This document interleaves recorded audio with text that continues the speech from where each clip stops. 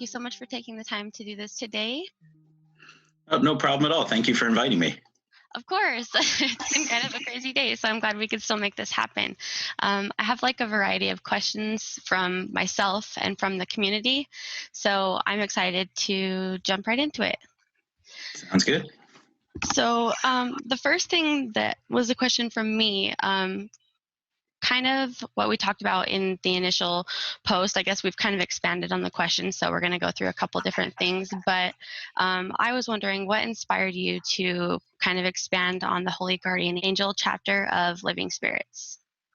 Well, I found that a big part of my work, sort of publicly and in the community, has been encouraging people to understand that pursuing interactions with their holy guardian angel is not only important but also accessible.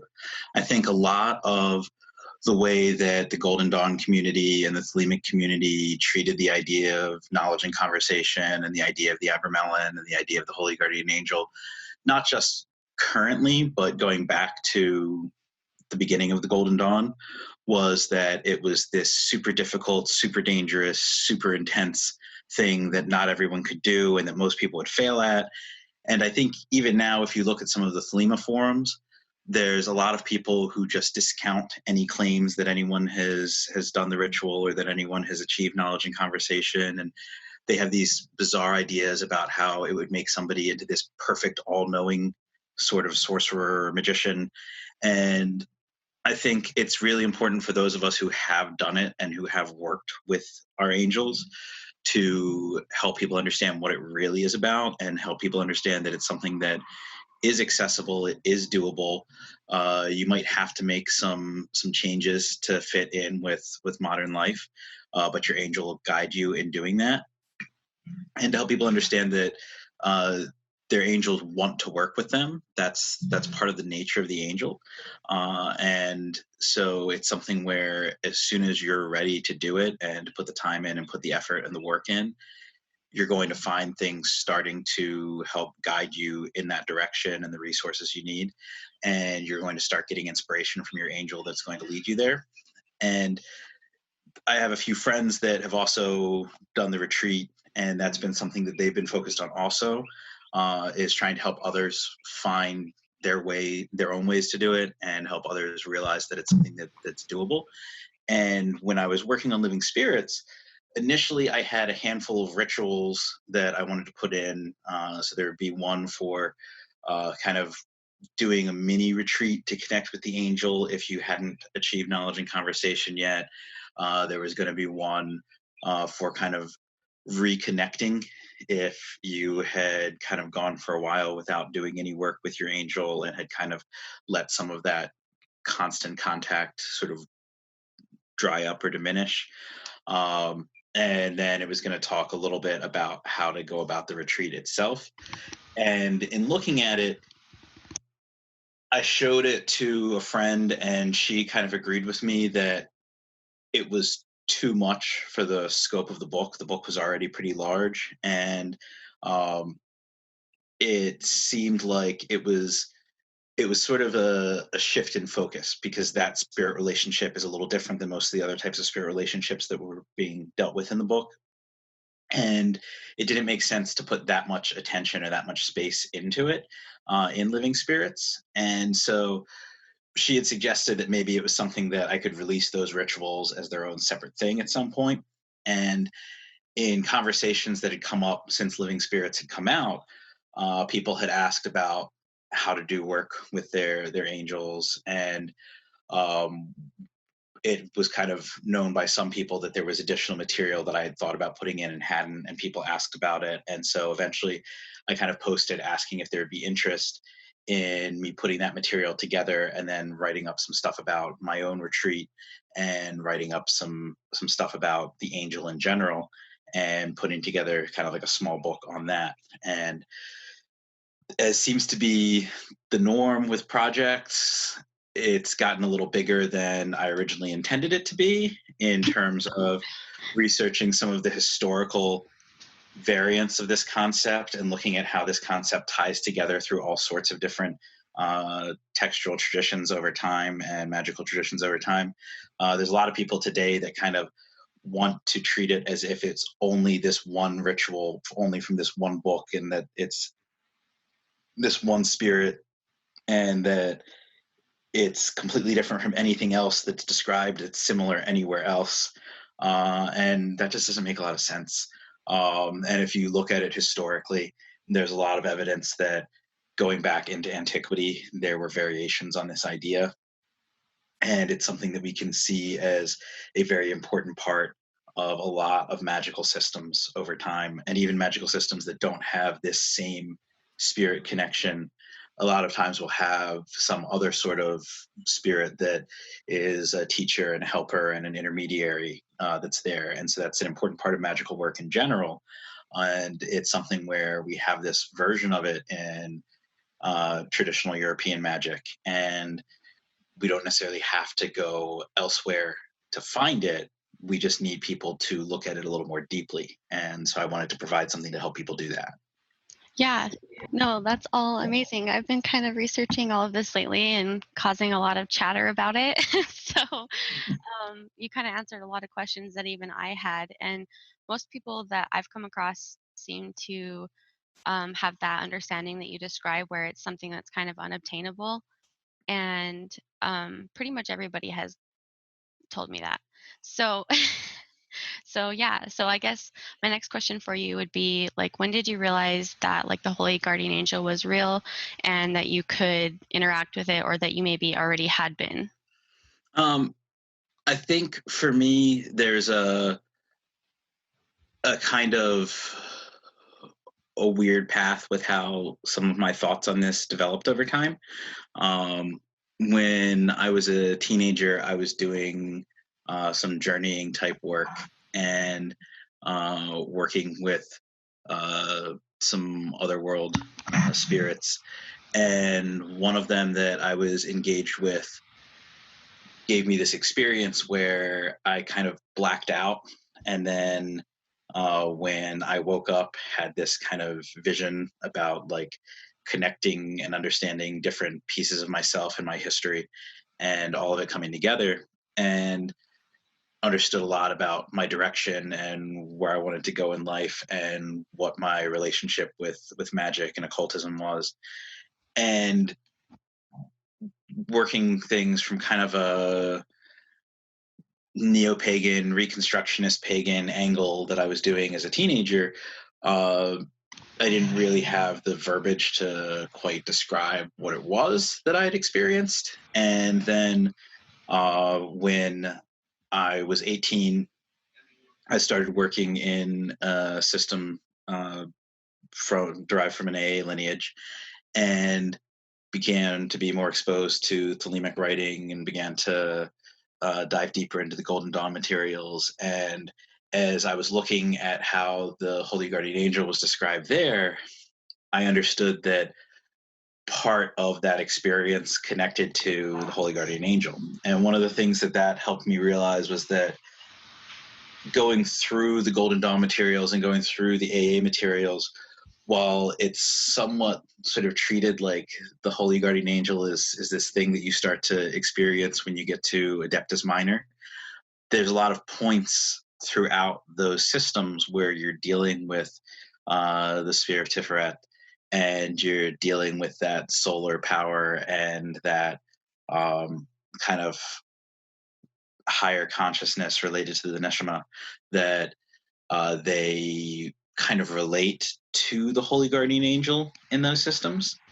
And so it became important to me that the Holy Guardian Angel was something that was part of my magic from the beginning, even if it wasn't something where I was going to pursue the Abramelin and try to achieve knowledge and conversation. Like, my understanding was that the angel was still part of the source of your power and authority as a magician, and it was part of how you worked, and it was something that you needed to be connecting with from the beginning. And so I've always kind of felt that that's how people should approach it.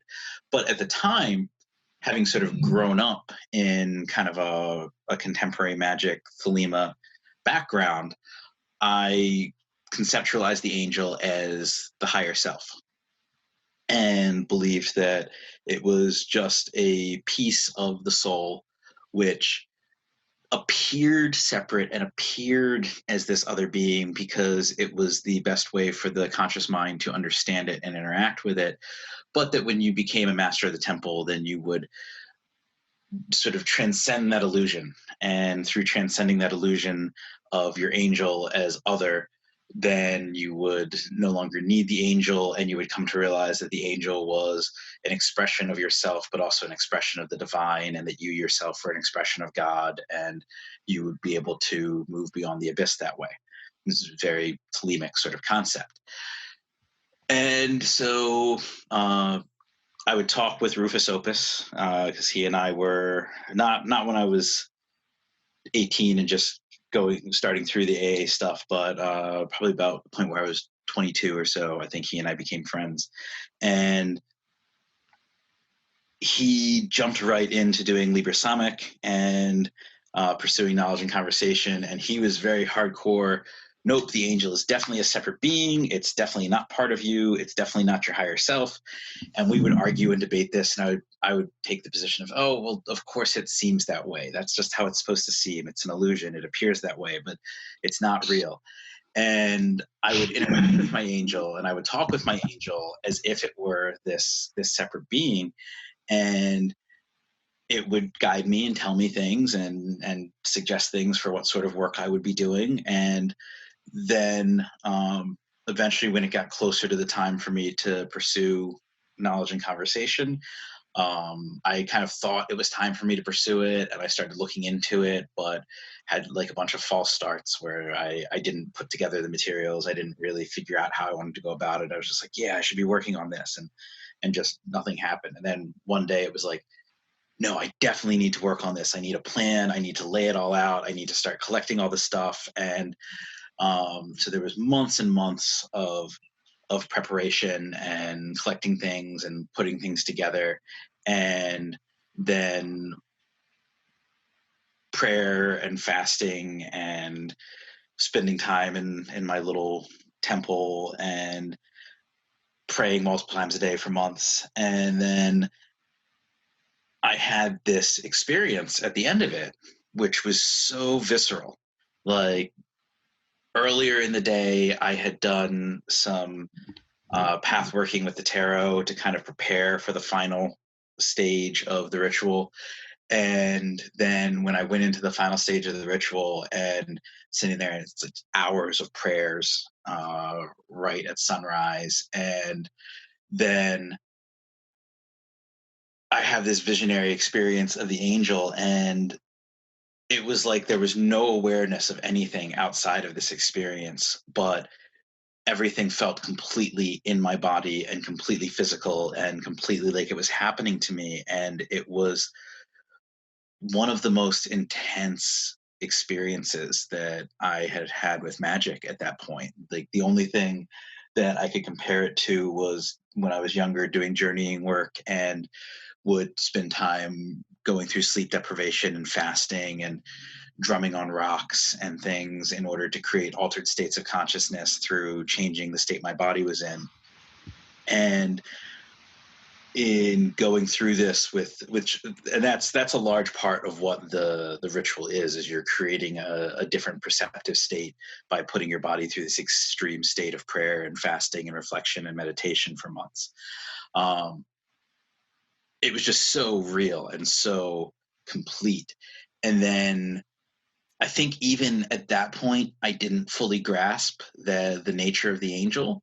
It wasn't until working with the angel over time that it became very obvious that, yes, the angel, just like every other angel, is an extension of divinity. And of course, we are also extensions of divinity. And yes, the angel is a particular extension of divinity that is particular to us each as an individual, which, if people don't think that's the case, just read Iamblichus, and it's straight up in there. But it's not your higher self. It's not some mental construct. It's not an illusion. It is a divine nature that's assigned to you at the moment of your creation, and it's created in part with the nature of that moment.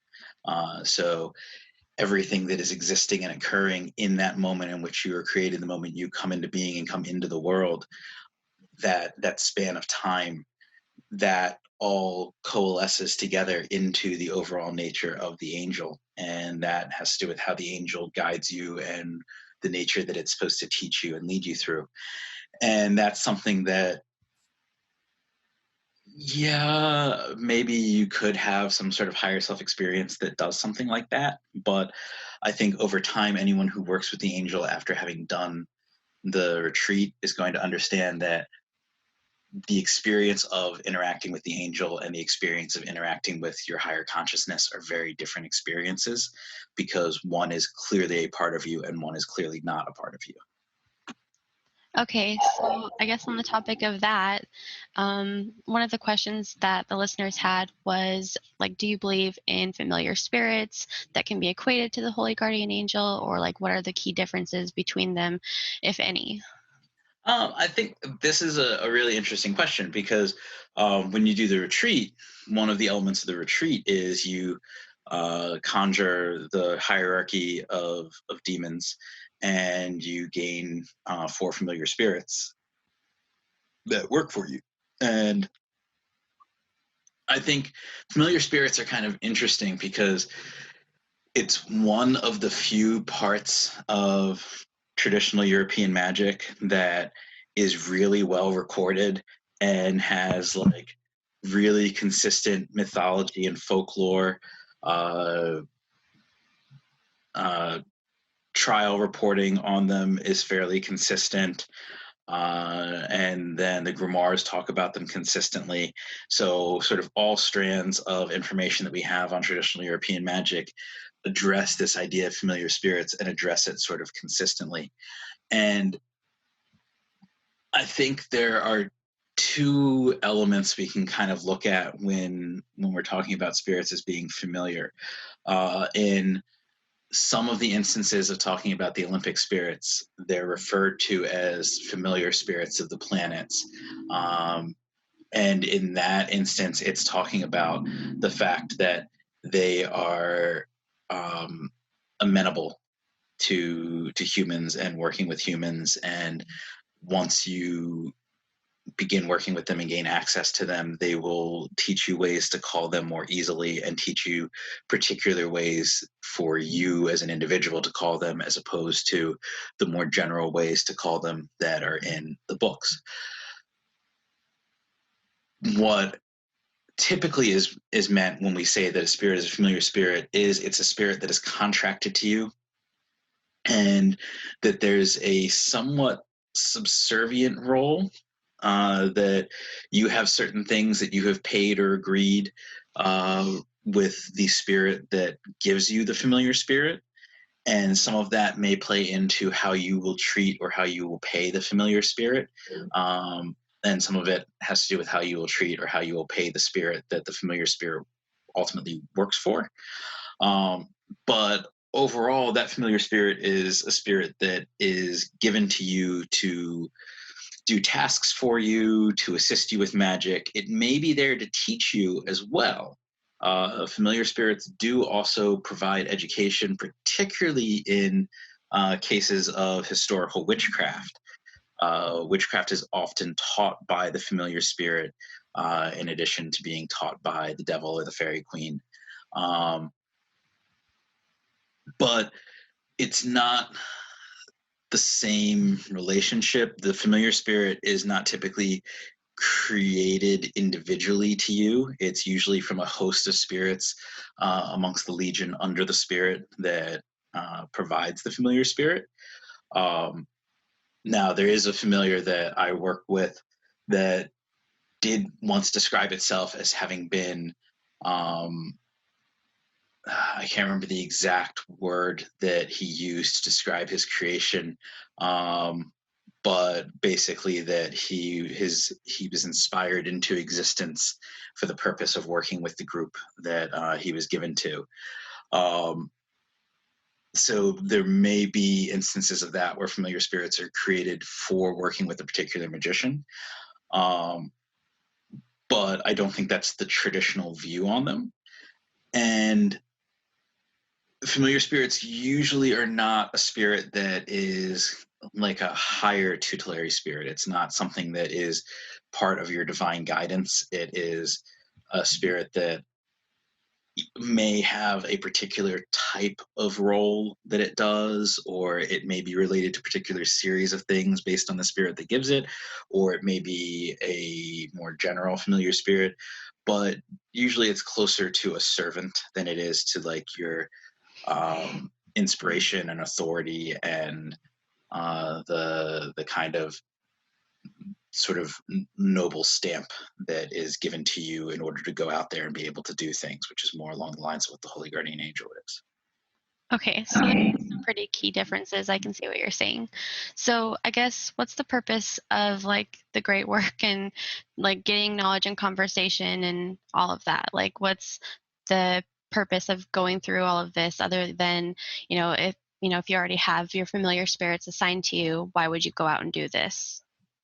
Well, I think that is a really great question because I think again a lot of people throw around the term "great work," and it always annoyed the hell out of me in OTO scenarios where like you'd have people sweeping the floor and some upper degree would be like, wow, you guys are really doing the great work today. And it's like, are we some Protestant church where we're like tricking people into doing menial labor and telling them that it's like some great spiritual thing?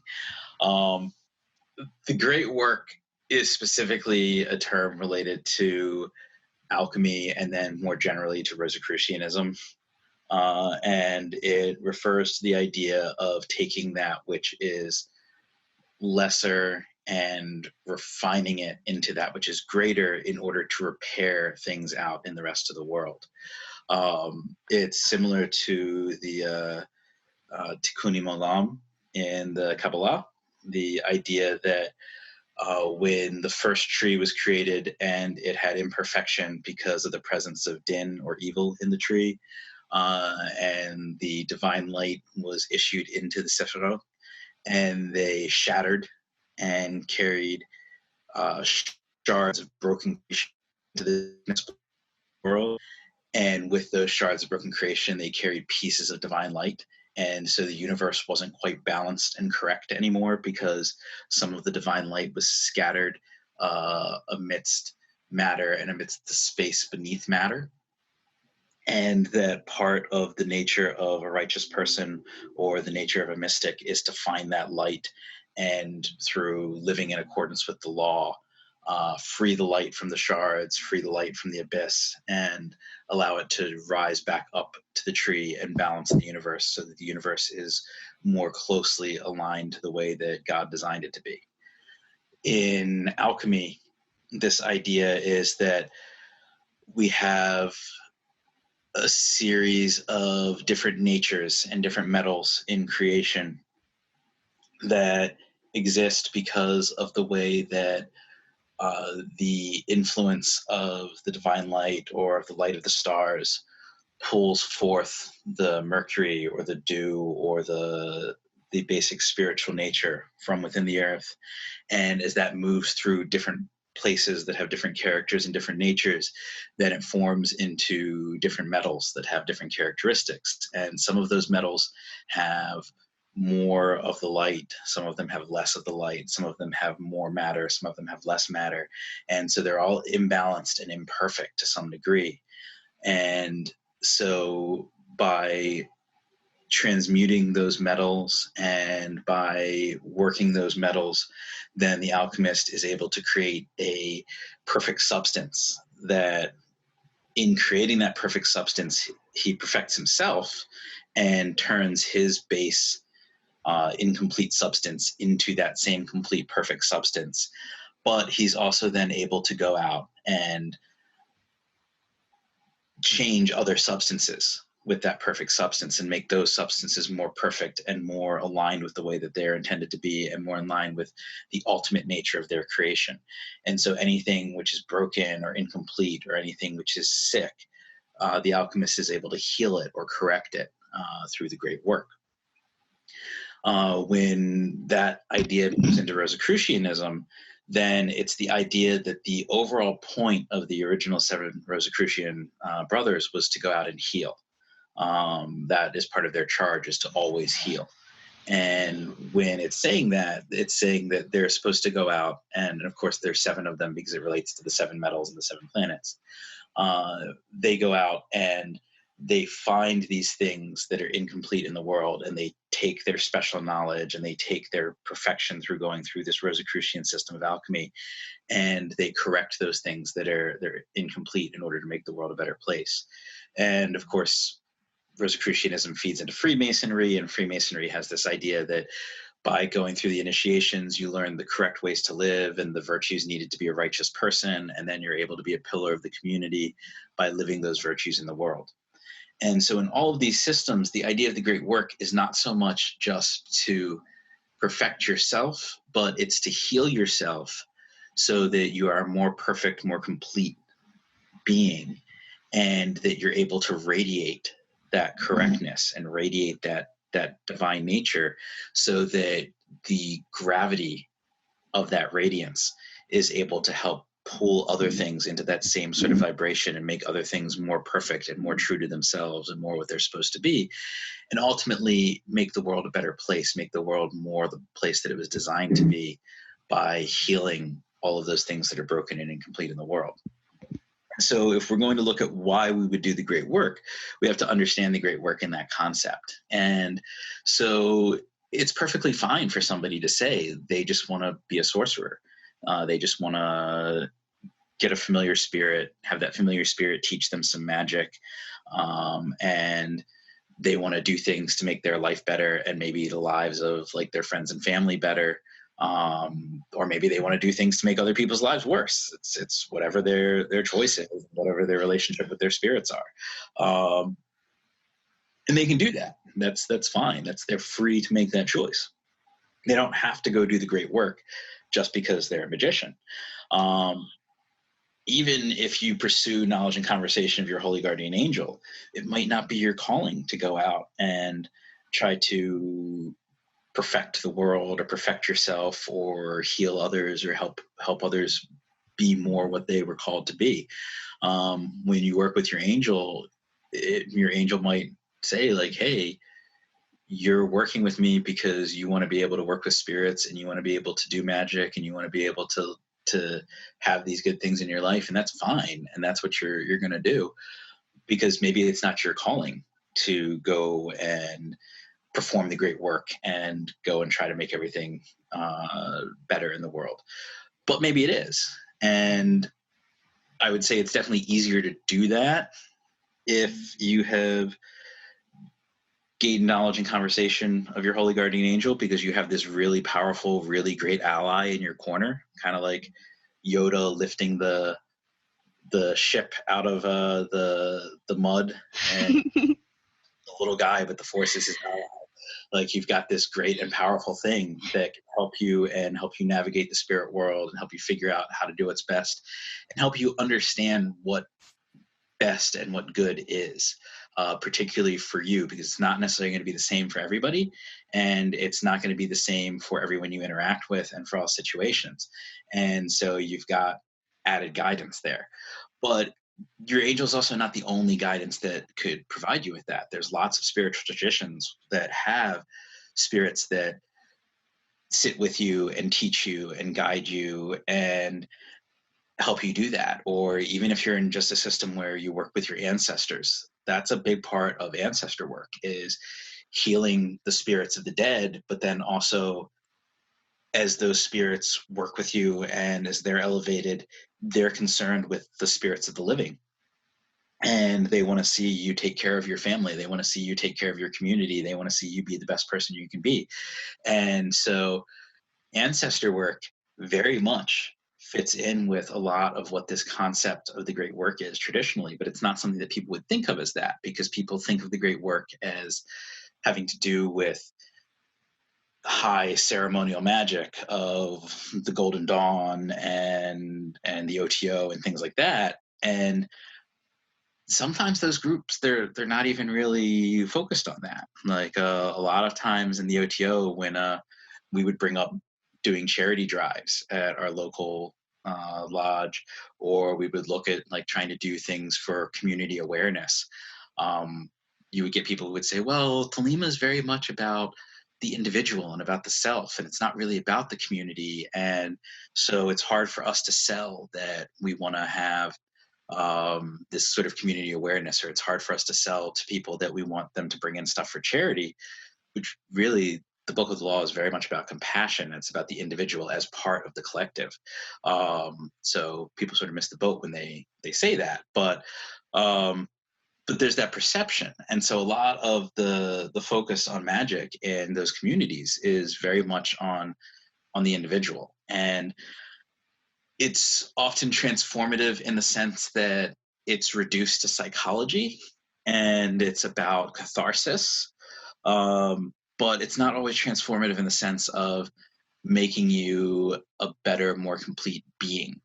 Like maybe it helps make you a better individual because it helps you deal with your baggage, but it's not necessarily based on unfolding the rose of your soul and making that shine brilliantly so that it's able to impact the rest of the world, which is what the core of the great work is. And so that's something that can be found in any magical system, or really any magical system could be used for that for the most part.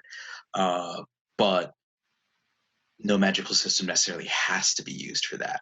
You can kind of take what you need from a system. You can work with the spirits of that system, and those spirits might want to push you towards that, and maybe they'll be successful pushing you towards that, maybe they won't.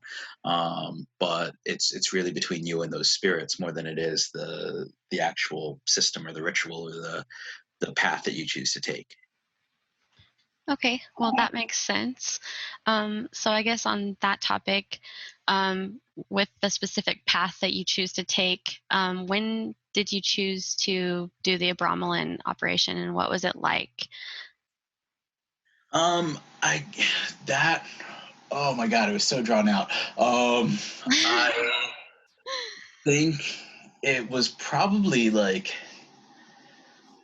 somewhere between 2005 and 2007.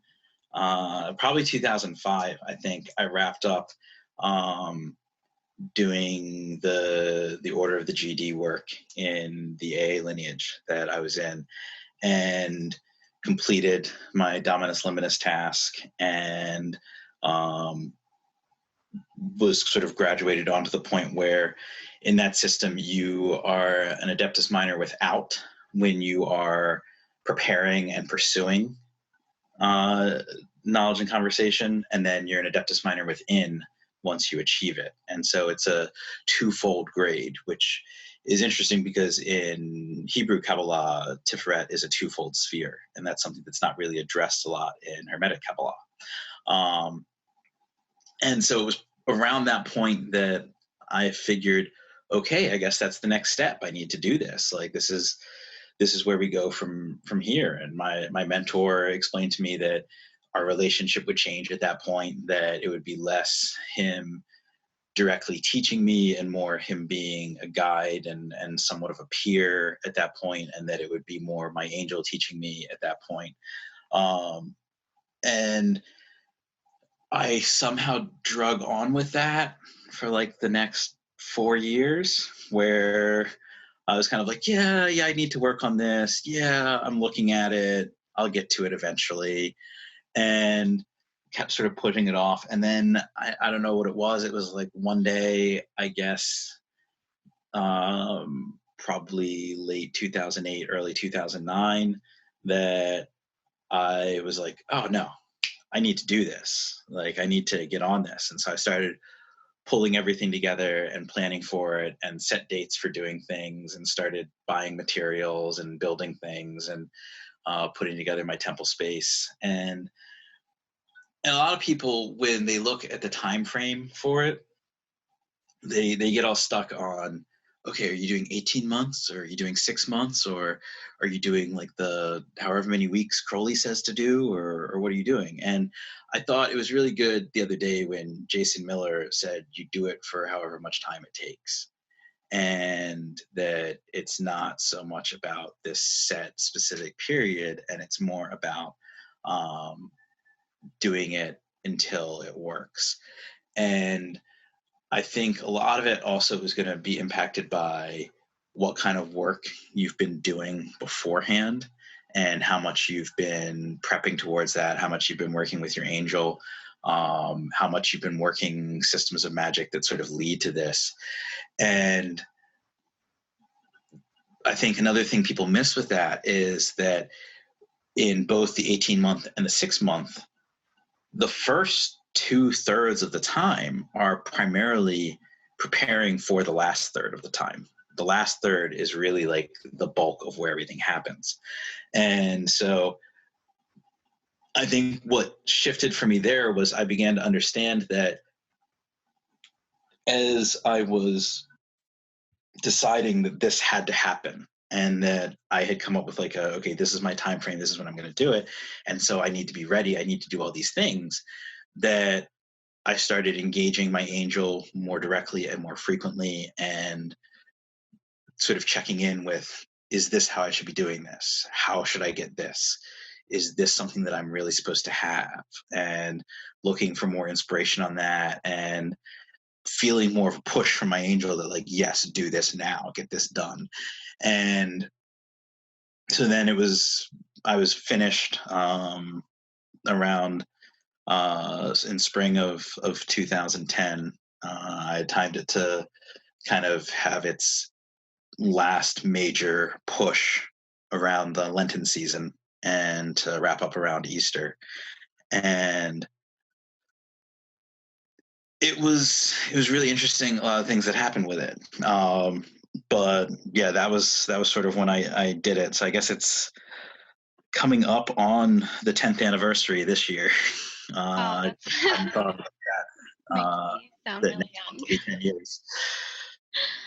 So yeah, 10 years ago, I was just barely, I don't know, I was like 18. So yeah, I can't imagine doing the Abramelin at 18 or even 10 years ago. So you must be pretty comfortable with your knowledge and conversation by now. Yeah, yeah. I mean, there's times where um, I think people think of it as if it's like this perfect relationship that's always the same, and it's like any other spirit relationship in the sense that there's going to be times where it is way more active and times where it's way more quiet, and it's going to um, be impacted a lot by the work that you're doing.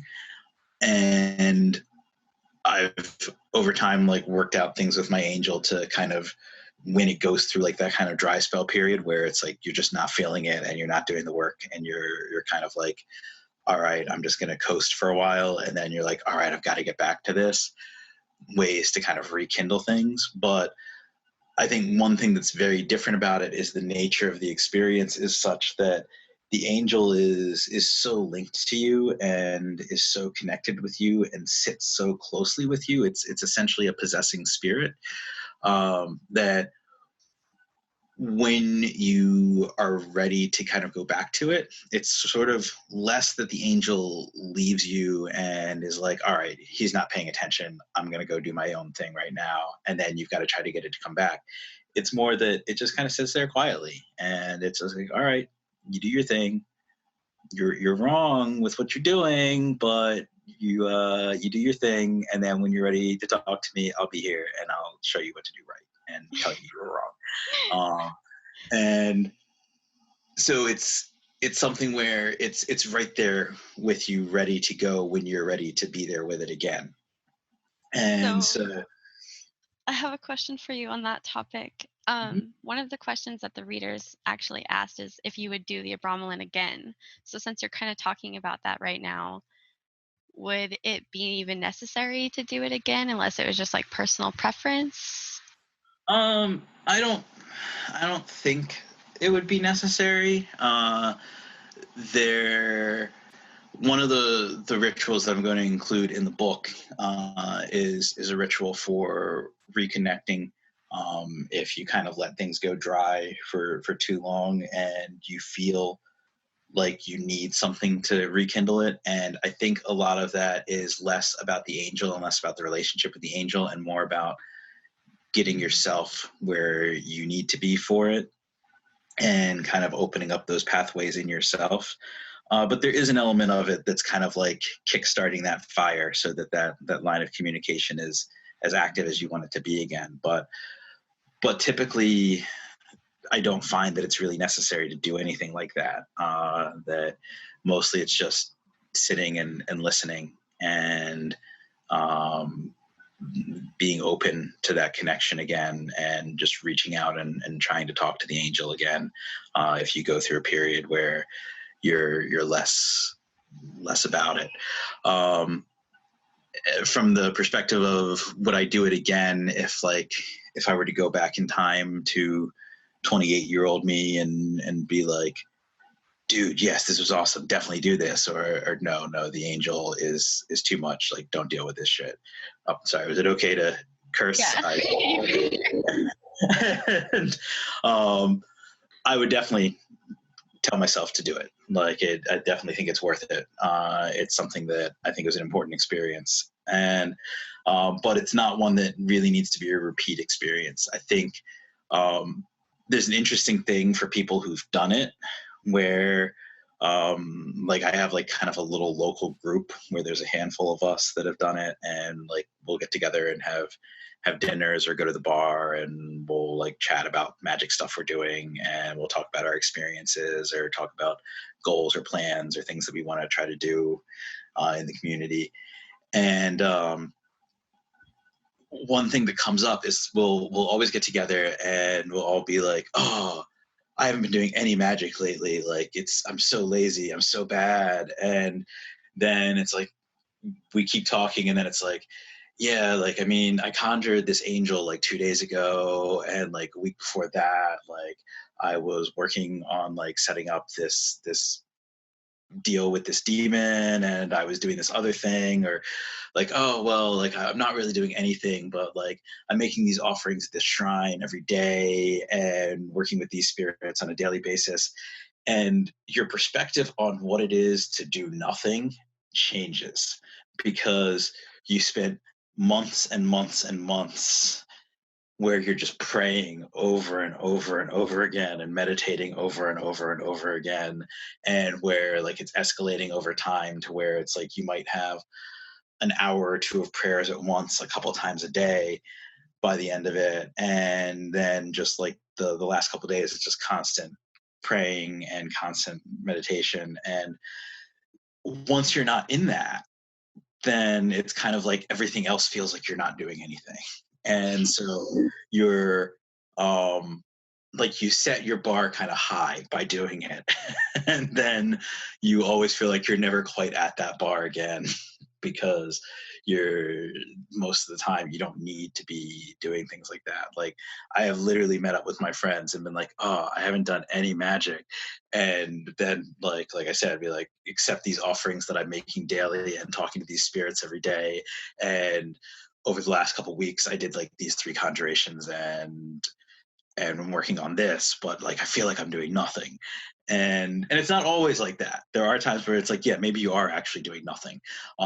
But your perspective on what doing nothing versus doing something is changes. And so I think there's an element of like you're kind of like, yeah, it would be nice to be in that like retreat monastic environment again and be so immersed in something like that and so powerfully impacted by something like that, that yeah, maybe you would want to do something like that again for that, but you wouldn't necessarily need to do the same ritual. The one thing I'll say on that is I have a friend who he had gone through a similar experience through Taoism and through doing Taoist mystical work through martial arts training. And like right now he's training to be a Taoist priest. And so he's like really involved in traditional Taoism.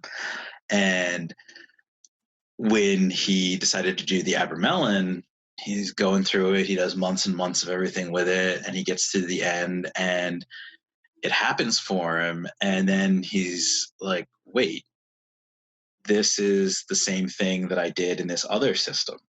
And his angel is like, yeah, we kind of already did this, but now you have a different way of understanding me and a different way of interacting with me. And so I think there was something additive to it for him. I think it definitely cemented it more than it had when he had done it in the other system, because like I don't think that it had kind of capped off the same way. It just sort of opened some stuff up. Um, so I think there's probably elements of that where if you've done something that puts you in touch in a fairly serious way but doesn't like cement it in the same way or complete it in the same way, then maybe it's useful to go through this as an addition. But it's not something where I'm going to celebrate my 10th anniversary by being like, all right, time to do a new retreat. Yeah, that makes sense. So, how do you maintain doing something like this alongside of your other like daily commitments, like working and stuff? Well, I am going to give an answer on that that is going to be super helpful to everyone out there who is like, this is impossible to do in the modern world.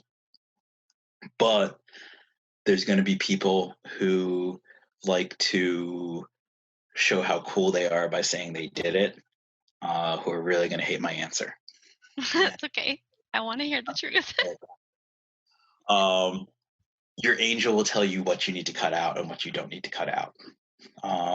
The In the book, it actually talks about provisions for different things and how some things are allowed and some things are not allowed, and some of the things that everyone assumes you have to get rid of, they're allowed within certain contexts, or they're allowed if your situation is a certain situation, which shows that those things are not fully detrimental. They could just make it more difficult. So it's still possible to do it, even if you have some of those things not cut out of your life, that it says to in the text. The text itself provides for that. The other thing the text says is that your angel is going to tell you how to do the ritual. Like the text is actually pretty vague about what's happening through most of it. It's basically just comes down to get some oil, get some incense, get this space, and pray a whole lot, and your angel will tell you what to do. It doesn't even tell you how to pray. And so, at least the German version. The French version is the French version. It's weird. But the way life is today, there's so many things that we have that we're interacting with that can distract us and take us away from our spiritual awareness and take us away from our focus on the angel and our focus on God and our focus on those important internal parts of ourselves. And that's what the cloistering is for. It's to help you maintain that level of focus.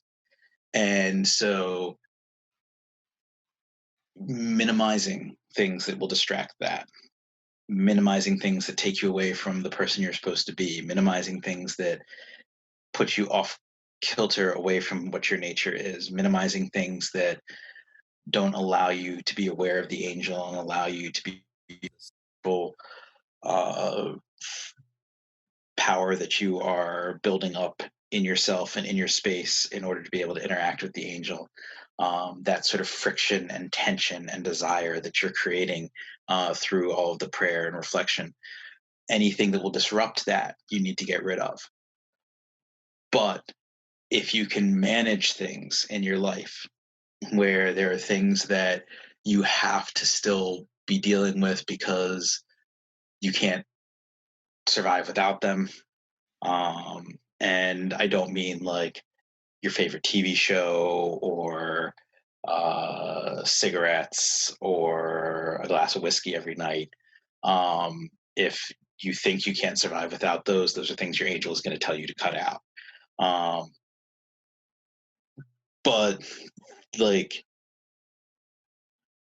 income to provide yourself with food, like that's something where if you are keeping minimal engagement with whatever you're doing in order to be able to facilitate being able to do the right, then your angel will help you figure that out.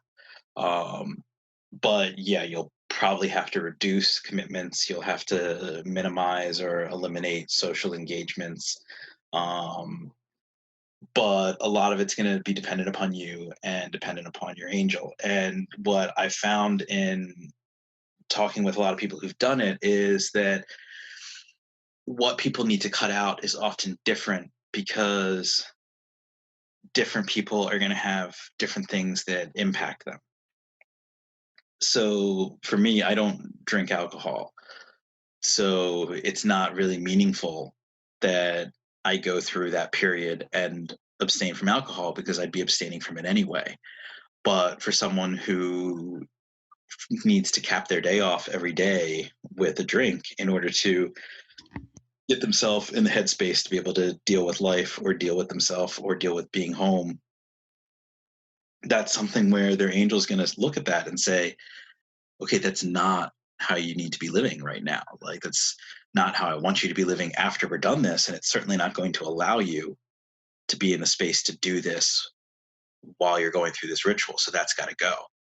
And a lot of the things where you have to cut it out, it's going to be more about that. It's going to be more about putting you in a space where you're able to interact with the angel, and putting you in a space where you're able to have the spiritual focus that's necessary, than it is about a letter of the law. Do this because some book says to do it, because that's what God wants, because God likes the world to look like this. God created you as an individual. Your angel was created individually to go with you. Your angel is going to be able to help you figure out what you do and do not need to do. Now, those answers should not always be the easy answer. If it is always the easy answer, it's probably you and not your angel telling you. And finding someone who's been through it, who can kind of help you look at your life and look at what it is that you're planning, might be a good way to help kind of navigate figuring out whether or not you're looking at your inspirations honestly versus whether or not you're trying to find the easy answer. But a lot of times your angel's going to speak with a pretty clear voice too, because it's a voice that's designed for you to understand it. And so you should be able to, as long as you're being honest, perceive what it's telling you you need to do versus what is convenient for you. And the other option, of course, is divination. Like, work with your angel, decide on a divination system, and call upon the angel to conduct the material of the divination and speak to you through it. And then divine when you have questions about whether or not this is the right way to do something or the wrong way, or this is something you need to get rid of or something you don't. But there's also times where the angel will make it really clear. Like, one of my friends who decided to indulge in something that the angel had told him to cut out, had a pretty bad day the next day, related to the impacts of what he indulged in, and he hadn't indulged in very much at all. And it was enough that he understood that, like, okay, yes, definitely, at least for the duration of this is out. This is no more thing. Okay. Well, so it is obviously unique to every individual person then. So, one of the last questions I have on the topic of the Holy Guardian Angel is from one of the listeners, and they were curious what your relationship is like with your Holy Guardian Angel. I like to pull up on YouTube, when I'm explaining to people what the Holy Guardian Angel is like, a clip from the movie Prince of Egypt, where Moses goes and he's looking for his lost sheep or goat or whatever it is he's herding out in Midian. And he finds the burning bush, and God's like, bruh, I am the God of your ancestors. Take your shoes off and behave yourself. And Moses is like, oh. So he pulls off his shoes, and God's like, hey, I'm going to save your people from Egypt. You go back there and you tell them. And Moses is like, no way. They hate me. I enslaved them, and the Egyptians think I'm bad, and I'm not cool there. I'm not going there. And God, like, whips around him in fire and picks him up, and he's like, who made man's mouth, who did this, who did that. I will tell you the words to say. I will be with you. I will guide you. And it's this weird moment where God is at once sort of like yelling at Moses about how he knows best, and he's going to tell Moses what to do, and Moses is going to do it because he made Moses.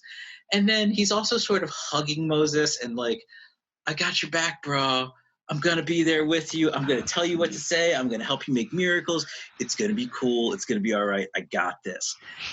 And the first time that I like looked at just that clip by itself, I was like, holy shit, that's what dealing with your angel is like.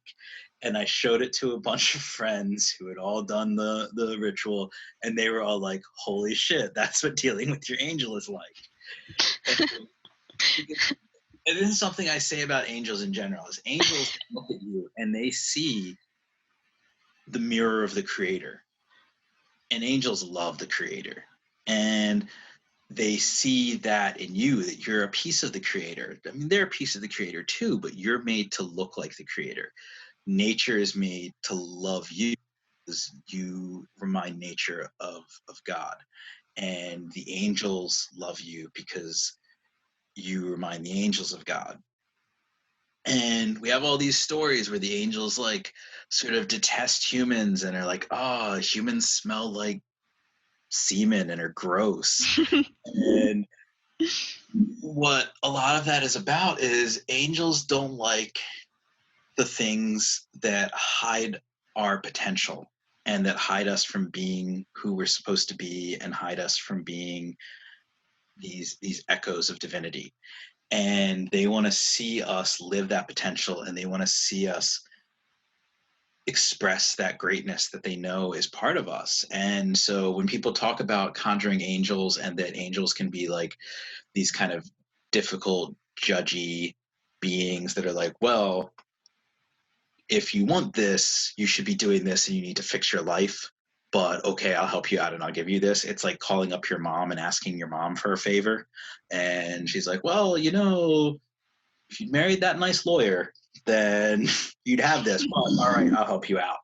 And so angels want what's best for you, but they're also not people, so they don't always express that in a way that feels warm and fuzzy. They express it in a way that feels like a wheel of a million eyes staring at you. And so Like that meme. yeah. I'm just imagining it now. Sorry.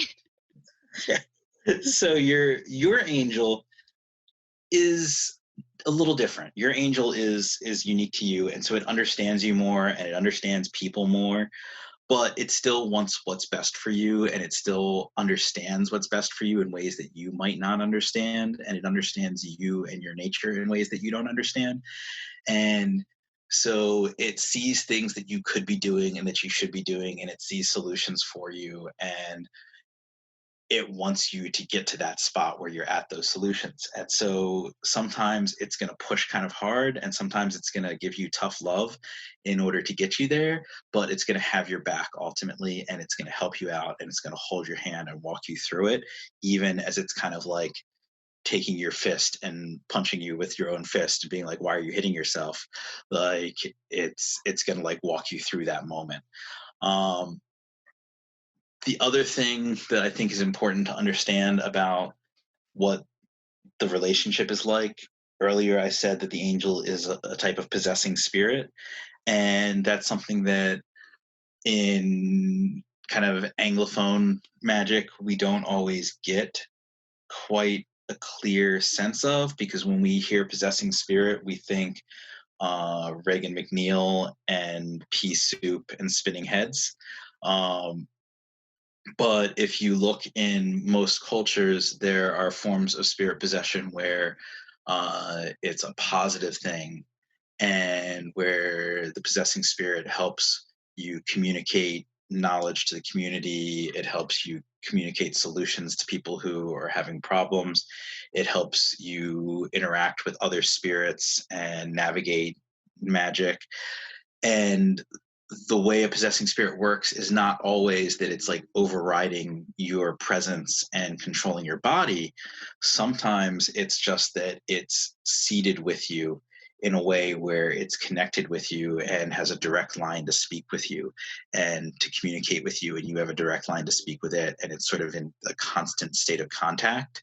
So you don't have to necessarily call upon it. You just have to kind of like listen and allow that awareness to happen, or it might be able to even interject when it really needs to communicate with you. And it's in that regard that the Holy Guardian Angel is a possessing spirit. Once you've gone through achieving knowledge and conversation, that's what knowledge and conversation means. It means that you have that connection where you're able to just kind of turn and talk to the angel, and it's able to just turn and talk to you, and you can understand each other, and it's right there in contact with you. Before you do knowledge and conversation, you're going to be able to communicate with your angel probably more easily than a lot of other spirits, but you might have to call upon it more. You might have to do more ritual to get yourself in that space, or to draw not so much its attention, because its attention is already on you, but it's going to look like you have to draw its attention. It's because you're really kind of drawing your attention to it. It's sort of already there orbiting you, trying to pull you into its gravity from the beginning, and it wants you to have that contact and that connection. So it's sort of there waiting for you. But then once you go through that, where you open yourself up to that state of spiritual awareness and focus, where you're able to have it seat within you, then it's something where it's like it's sort of sitting there inside your ear, able to whisper to you whenever it needs to, and you're able to just turn back and talk to it whenever you need to, which is kind of, it might sound a little creepy and weird, but it's actually pretty comforting and pretty nice. And like it's a really interesting experience as you really start to move from the sense of this voice off in the distance talking to you powerfully, and into this space of this thing that is your close ally and friend that cares about you and is sitting with you and helping guide you. Well, I love it. That's kind of the best explanation anyone's ever given to me about the Holy Guardian Angels. So I'm sure a lot of people will agree with that. And it's like a really great way to wrap up the lengthy bit of questions I had about the topic. So I'm about to switch gears here. So excuse me if I don't know a whole lot about this topic, but this is a topic or a question that was asked from one of the listeners. So they were asking when you were initiated into the Eleusinian mysteries, and what would somebody do if they wanted to be initiated into them? That I was initiated into those. Um, I want to say probably 2007, 2008-ish. I was in an organization called the Order of the Celestial Academy. They had broken away from one of the Golden Dawn organizations, and it's a really interesting organization. Most of its leadership were people who were Orthodox Jewish people, and they were trying to take something that was similar to the Golden Dawn approach to magic in terms of some of the basic ideas and structure, but they wanted to make the Kabbalah that was used more in line with Hebrew Kabbalah. They wanted to incorporate elements of the Merkavah system. They wanted more traditional alchemy to be the alchemy that was used. They wanted to go back to Agrippa and to medieval and Renaissance sources, and have the ritual magic components be more based on that than being based on Eliphas Levi and the kind of fin de siècle magic that was wrapped up with the Golden Dawn and Thelema. And it was a really neat organization. And they also had kind of a focus on elements of Greek mysteries and the Mithraic mysteries. And one of the components that they were trying to incorporate was initiation into a reconstructed Eleusinian mysteries. And they did a conclave where the temple in Maryland and the temple in Massachusetts got together for a camping weekend, and there were a bunch of classes and rituals and everything. And one of the rituals was this initiation into the first 2 degrees of the Eleusinian mysteries. There's the Eleusinian mysteries were kept pretty secret in the ancient world, so there's not a ton of information on what happened in the third degree of the mysteries. There's speculation, there's some evidence and some ideas, but we do know a fair amount about the nature of the first two degrees of the mysteries. And so that was kind of what they were able to reconstruct and what they were able to pass on. With some of the stuff that has happened recently in the OTO, locally, we were doing a series of Dionysian rituals, and the goal was to have a 3 ritual system of Dionysian mysteries. And usually we perform the first phase of it, and usually it's once or twice a year that we would do it. And we kind of realized like maybe this was not a good fit with some of where things were going in the OTO, and so we need to sort of separate this out.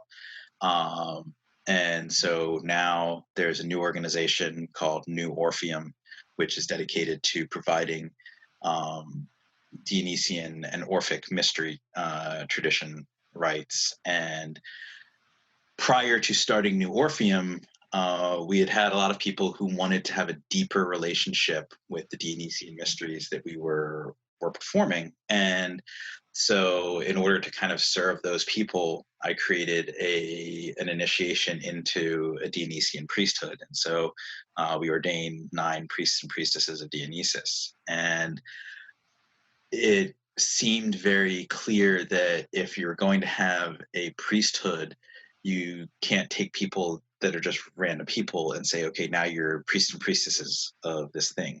So there needed to be something that they were initiated to first as like a community, and then they could be initiated into a priesthood. And so it seemed that the Eleusinian mysteries would be what would make sense for that, because there is a relationship between the Eleusinian mysteries and the Dionysian mysteries. And so I took what I had been exposed to in my initiation, and I reworked it into a kind of clearer ritual format that was set up more like something that would convey an initiation in a contemporary context, or the way that people would think of it, but still was sort of true to what I was initially exposed to, and also true to additional research that I had done. And we had, I think, somewhere between 20 and 25 people who took the Eleusinian initiation when the first time we offered it. And then 9 of those people went on to take the Dionysian priesthood initiation. And so right now, there's not a lot going on with that. New Orpheum is still very much in the starting phases. There's kind of a board of people that are planning some of the stuff for how New Orpheum structure is going to look. And then there's kind of a group chat for all of the people who've been initiated into the clergy. And eventually the plan is to have something probably first here around Baltimore that is doing some of this Dionysian and Orphic and Eleusinian tradition stuff. And then once there are people doing that, hopefully have people from out of the area come in and experience it, and then go take it into other areas and set up temples there. And then that'll be a way that people can experience these mysteries. But at the same time of starting that, I'm also involved in a lot of the stuff with the Church of Light and Shadow as another new organization that's starting, and have a few other projects going on, both in terms of books and classes, and then other new organizations that people are asking me to consult or help with. And so it's New Orpheum has become kind of a background project, but it is one that's very important to me, because Dionysus and Orpheus are very big influences for me, and I definitely want to do right by them. Okay, that makes sense. So I guess that leads me to my next question, kind of, because you started to mention this a little bit, but you can say as much as you want to about this, of course, but what exactly happened with the OTO? Because I haven't really been filled in, so I don't know, and I'm sure a couple of readers don't know, so, or listeners. So what happened, and kind of what inspired all of this? So was a super bizarre experience to go through, and it's one that's not fully wrapped up. And I have tried to stay fairly quiet publicly about it. And I've spoken with the president of U.S. Grand Lodge's Electoral College, and she acknowledged that uh, it was clear that I was avoiding making incendiary remarks, and I was avoiding feeding into the fights and the fires that were going, and that I had conducted myself well in that regard. I still have some responses I need to make back to the Electoral College and to Sabazius about how things went down there. Um, and I have some communication I need to do with my local body regarding it. But the basic gist of it, I first started getting involved with stuff with the OTO when I was 19 years old. I've spent almost my entire adult life in connection with the OTO. I was in my uh, I guess early 20s when I took Minerval. I'm a priest in the Ecclesia Gnostica Catholica. I'm a member of a Rose Croix chapter. Was supposed to be being on the committee of 4 of that Rose Croix chapter. I've been a deputy master for a local body for like 12, 13 years. So I've been very, very involved in the OTO, and which I think sometimes is kind of funny because my public occult appearance does not look like an OTO guy. Like, I don't write a lot about Kalima or modern magic. Most of the stuff that I put out there is way more traditional and is sometimes at odds with the way that things are looked at in some of the Kalima community. And basically, there was some drama a few years back as far as who was and who was not being brought into the 5th degree locally in the chapter.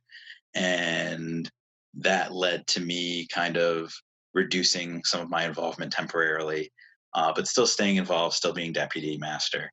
And then that kind of fixed itself and resolved itself. We had a change of mastership. There was some expectation that I was going to be the new lodge master, but they went a different way. And that was fine because I didn't want to be lodge master. I did not have the time to be lodge master. I was happy they went with someone else. But a lot of people thought that there was some friction there. But the new lodge master was very welcoming and very helpful, and she kind of helped me feel more comfortable in the lodge again and more comfortable with the OTO, and helped me start to move forward in the OTO again. And um, the reason that I explain that part of the background is there have been a lot of rumors and attempts to defame our outgoing lodge master at William Blake Lodge. And one of the things that was said was that because of the way that she was running the lodge, that both myself and one of the other local members had decided that we no longer wanted to be involved, and we had pulled back and pulled away from things, which is very much the opposite of true. Like, both of us actually became more involved because of her leadership. And there were a ton of people locally that had been around and felt uncomfortable with some of the people that were there before and with some of the ways things were being done. And once she kind of took over and created more of a socially conscious space, where we were more concerned with welcoming people and accepting people for who they were, then a lot more people started coming into the lodge, and the lodge became a very vibrant center of the community, not just within Thelema, but we had all sorts of other pagan and magical groups coming in and doing rituals with our lodge and working with us and co-sponsoring events with us. And we were kind of becoming sort of a community center for the area. So fast forward a couple years into that, and there were rumblings of conservative elements of the OTO that didn't like that we had done some things involving pop culture with using popular music with the mass in order to try to draw in more people to come in and experience it. There were people who were upset that we routinely had people out at gay pride and at pagan pride, and And I don't know how much of that all plays into it, but there is definitely a culture um, of people pointing out William Blake Lodge as this deviant, awful place that was just full of leftists and progressives, and that it was uncomfortable for anyone to be a conservative at William Blake Lodge. And it seems like a weird complaint for the OTO, because you wouldn't think that the OTO would be a place where you've got so many hardcore conservatives that they're like, oh no, I can't be at this like body that like goes to gay pride. Um, and what a lot of people at William Blake would point out is that I was the deputy master, and I'm kind of a conservative, and I did not necessarily participate in all of our progressive and more leftist activities, but I was still welcome and was still an officer and was still there to help welcome people that were not interested in those things. But that was one of the accusations that had been levied against us by some people. And the people that are in charge, who are saying what the reasons are for stuff that happens, say that that had nothing to do with it. But that definitely was one of the things that was all over the internet. We did a ritual where we used a combination of the Cambridge Book of Magic, the Heptameron, um, the Book of the Offices of Spirits, and we combined those with elements of the OTO system of initiation and with the rites of the Gnostic Catholic Church. And we did a very traditional spirit conjuration, kind of within the structure that I sort of propose in Living Spirits, with using your gatekeepers, working with ancestors, working with intermediary spirits to kind of help you. And so we called upon an archangel, we called upon one of the directional kings, we called upon the demon that we were actually calling, and that demon gave us a familiar spirit, which we bound to an animal skull using a blood paint. And we had a pact written with that blood paint that was fed to the skull, and the skull was seeded with certain special elements. And then we used a ritual from Discovery of Witchcraft to further bind the familiar spirit and the skull in the location that it was set for the lodge's use. A lot of great stuff came from working with that familiar spirit. The lodge had a lot of positive development. We had a lot of people who recognized the presence of the spirit when they were there. It was something that was a talking point and interest point for the lodge. And it was, I think, also something that helped us stand out in the broader occult community. We had a lot of response of people saying that they didn't really necessarily have an interest in the OTO, but they had heard of William Blake Lodge, and they thought the things that we did were cool, and they liked a lot of what we were doing. And this is one of the things that people had heard about and thought was interesting. Because things had gone so well with this familiar spirit, we decided to throw it a birthday party. And for its birthday, we figured, okay, it should get to be out and about and enjoy things. And so we did a spirit possession ritual that called upon the same spirits that were called upon when we set things up with the familiar. But this time, instead of using a more traditional Western approach, we drew on things from witchcraft, um, um, Afro Caribbean traditions and South American traditions, and worked on sort of recreating what a Western version of spirit possession magic in a witchcraft context would look like.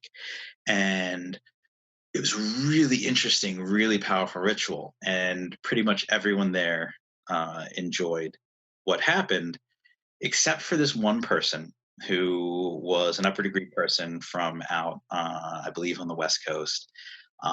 We don't really know why she was there visiting, but she came in. I'm told that she was sort of uncomfortable throughout the day interacting with people at the gay pride event that they had been at. And she decided to stay for the ritual. And I was kind of like, well, this is a sort of not exactly the ritual that someone who's never been here before might be ready for, but okay, she's an OTO person. She's been around. She's probably seen stuff. She's probably fine. And she was clearly uncomfortable. through the ritual. Um, as soon as the ritual was over, she was one of the first people to leave the temple. She sat at the table in the meeting space. Lodge master sat on one side of her. I sat on the other side. We tried to talk to her for a few minutes, and almost right away, she called an Uber and left. Um, about a month or so later, we get contacted by the Electoral College, letting us know that there's an inquiry about this ritual. And at first, they don't really tell us what the inquiry is for. And later on, we're told that it has to do with alcohol abuse, and that we had a demon tell people that they should pay local dues, and that which Sabazius tells people they should pay local dues. So a demon doing it shouldn't be a big deal. Um, and then that someone was kissed against their will during the ritual.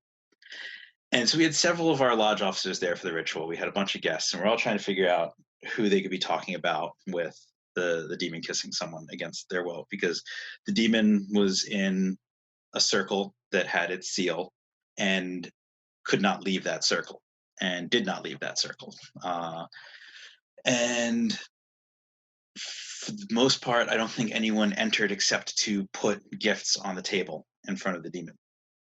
At one point, the possessed person did kiss me, but that's something where there was consent and it was fine.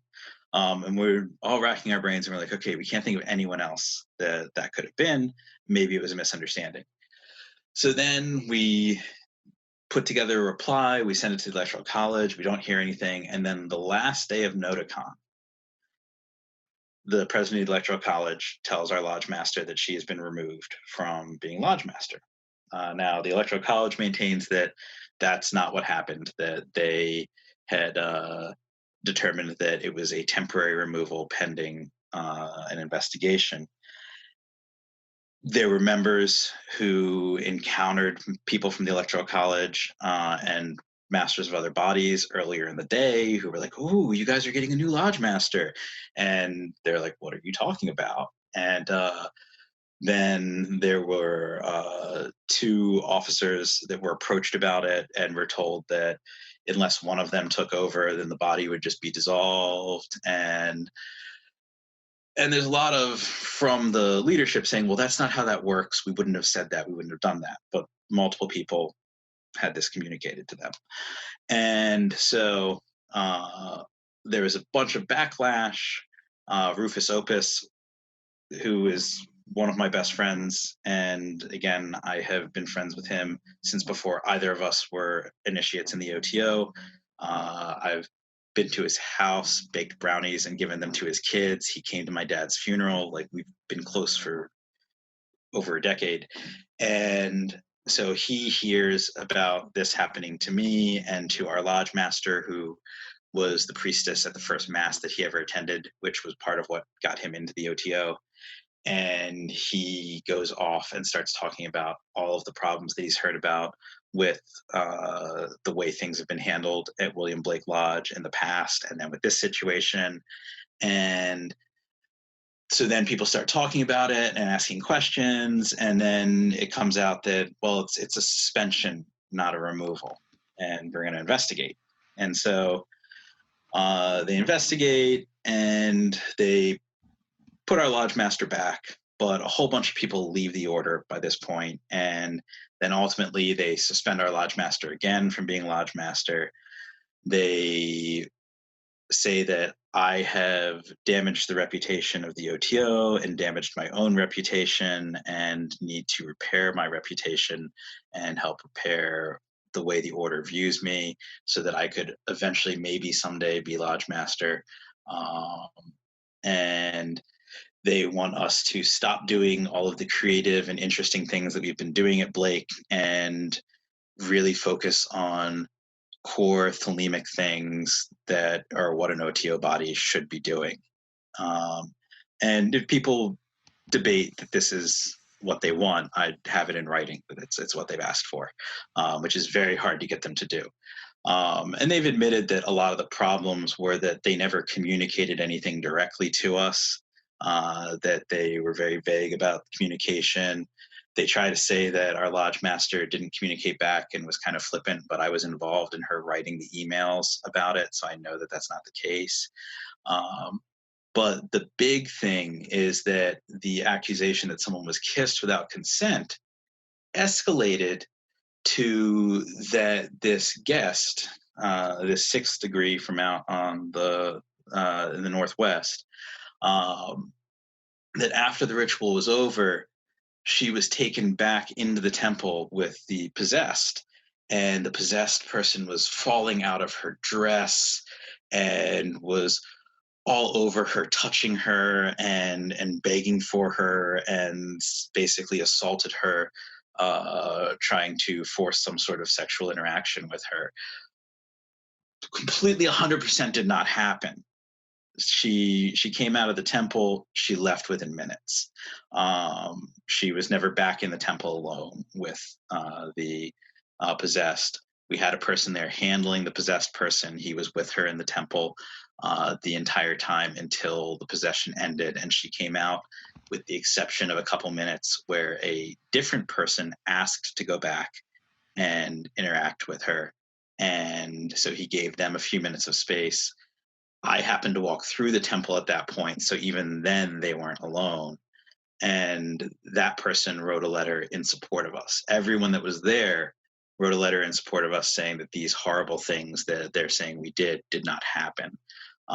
So there were like 11 eyewitness accounts denying what this other person said, all in writing, some of them not even OTO members, let alone not members of William Blake Lodge.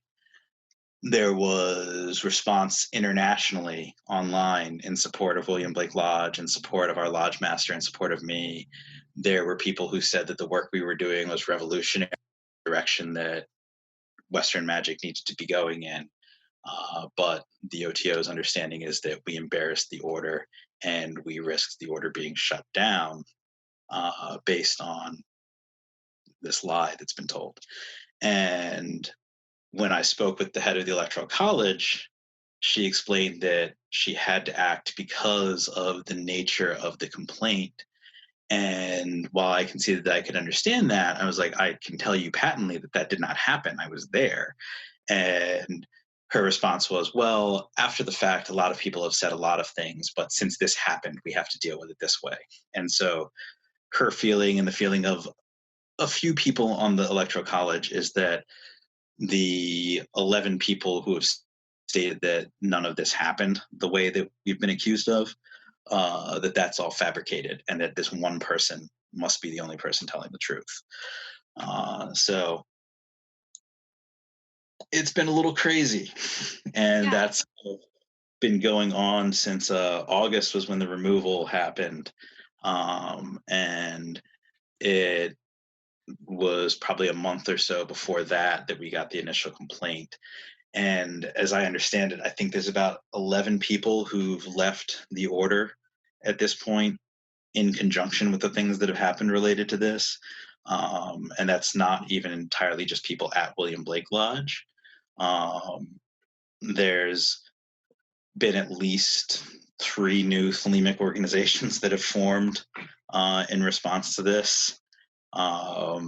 And there's a lot of experience, a lot of people who were doing a lot of things for the order that the order no longer has because this happened. And so I don't want to. I don't want to go out and make it sound like I'm just like crapping on the OTO. There's a lot of good people in the OTO, but this was a situation that was handled very badly. And it's a situation that, because of how the OTO is very cagey about any sort of transparency, it's almost impossible for anyone to really know what happened. And it's also a pretty dangerous situation in the way that that people have been subject to slander with some of the lies that have been told. And not just in regards to the accusation about this person being taken back into the temple and assaulted by the demoniac. But the Grand Master, the Grand Secretary General, they have both communicated to other members that things like that occurred, that we were taking people back into a dark room and forcing them to have sex with a demon.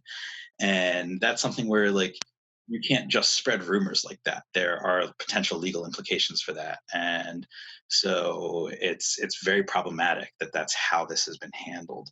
Um, but then there's also the element of, a lot of people are saying it's not about the particular magic that was being done. It's not about the fact that this was something that was perceived as other or foreign or scary.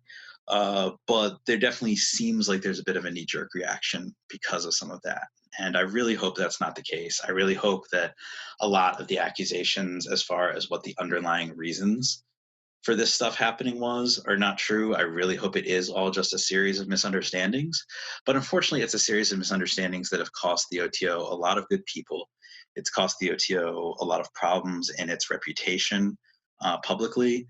And it's brought a lot of very negative attention. And so I have myself have not officially resigned from the OTO. I have not been particularly involved since this happened. And I am resigning my position as deputy master. I'm not pursuing any mastership in the future. I'm still going to help out the local body with things and hopefully still work on their publication, assuming that I don't become persona non grata after talking about this publicly. Uh, but because I think there are still things of value there. Um, but I think that they really need to deal with how they're handling situations like this. I think some of the people that were involved in this probably should not be in their positions anymore. Um, and I think they really need to look at what the actual costs to the order were, as opposed to what hypothetical costs could have been. Yeah, no, that makes perfect sense. Sounds like it's been a crazy journey, and Yes. I'm relieved and a little nervous to know the truth, but hey, here Yeah, we and are. there's a lot of people out there who, like, they look at Rufus Opus and they look at me and they look at Stephanie Olmsted Dean and other people who've been very public about being involved in the OTO, and they see things that we say and we do, and they're like, well, those people are magicians that are cool. Those people are magicians that I like. Maybe I'll check out this OTO thing. And I know there are people who have told me that some of us were people that were involved in why they considered the OTO or why they took Minerval. And I know I've had people who said that, like, the Gnostic Mass that I have up on YouTube was their first time seeing Gnostic Mass, and that was part of what led them to going and checking out the OTO.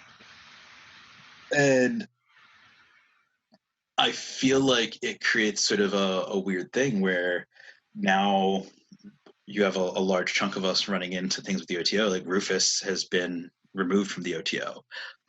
Stephanie has not been removed from the OTO yet, but she suspects that she might be at some point. There's been discussion about it, as far as I understand, but that could just be a rumor. But she has been removed from Master, and most of her family has left the OTO. And so I think it's something where it is important for us to say what our side and our experience has been publicly, because the more that we've spoken about it, the more we're seeing other people who come out and say that they've seen a lot of cases like this before. They've seen other people go through this. They themselves have gone through things like this. And I think it's something that's important as people weigh their decision to be involved with the order. And I think it's important as people look for where they're headed and thinking about what it is they actually want. Because I think now a lot more people, particularly a lot of young people, a lot of millennials, want magic. They don't necessarily want Freemasonry or co-Masonry. They don't necessarily want counterculture. And I think there's a very late boomer, heavy Gen X element to the OTO that is very focused on that psychological experience and very focused on being counterculture. And I think also as some of that group gets older, then that counterculture element is focusing on being I'm not sure exactly what the word, but I guess presentable and acceptable. And I think for people who want to go out and conjure demons, or who want to go explore their holy guardian angel, or interact with the Olympic spirits, or go into the woods and talk to the nature spirits, or talk to their ancestors, none of that stuff that is really part of the OTO, but it's something that you could find there based on the people that are involved. And if we're reaching a point where people are perceiving that maybe it's tough to be a magician working traditional magics, or maybe it's tough to not be a to the letter practicing specifically these thelemic rituals this way in public all the time type of person, then you might find fewer people like that in the OTO. And so people need to be aware that maybe you want to look at other things if that's what you're looking for. Because the OTO is definitely, and it's very open about this, it's about promulgating the law of Thelema. It's about having a place where people can get together and look at Thelemic interpretations of Hermetic Kabbalah and Thelemic interpretations of alchemy. And that is really what it's for. And they're very honest about that. And that's important that they're honest about that. It's right there in the mission statement. And so people know that's what they're getting into when they go in. But people might not read that stuff. They might look at the people that they're meeting, or people that they see online, or that they might just think big magical order, and just think, okay, that's where I should be. And maybe it is where you should be, maybe it's not. Yeah, no, I can relate to a lot of that, and I definitely know where you're coming from and what you're saying. So, on the topic of what you're doing going forward, you mentioned that you're going to be like offering some classes, and you even dropped that one of them might be forbidden by the OTO. So, can you tell me what you meant by that, or what you're planning on doing? I'm adjusting some things right now in kind of my schedule and what I'm focusing on. And part of that, I've been on the fence for a long time about doing more things as far as offering classes or offering more media available related to magic. And so frequently in the past, when I've taught classes locally, I've recorded the classes and uploaded them, and they've just been on my website for people to listen to for free, or I've put them on YouTube for people to listen to for free. But I've also been thinking for a few years about creating some classes that were not ones I was teaching locally, but ones that I was just making available online. And I don't think that I want to go as involved as doing like the kind of like courses like Jason does, where you've got weekly things being sent out and classes that you log into, and the instructor is talking and you're listening, and you've got like forms that you're going through with.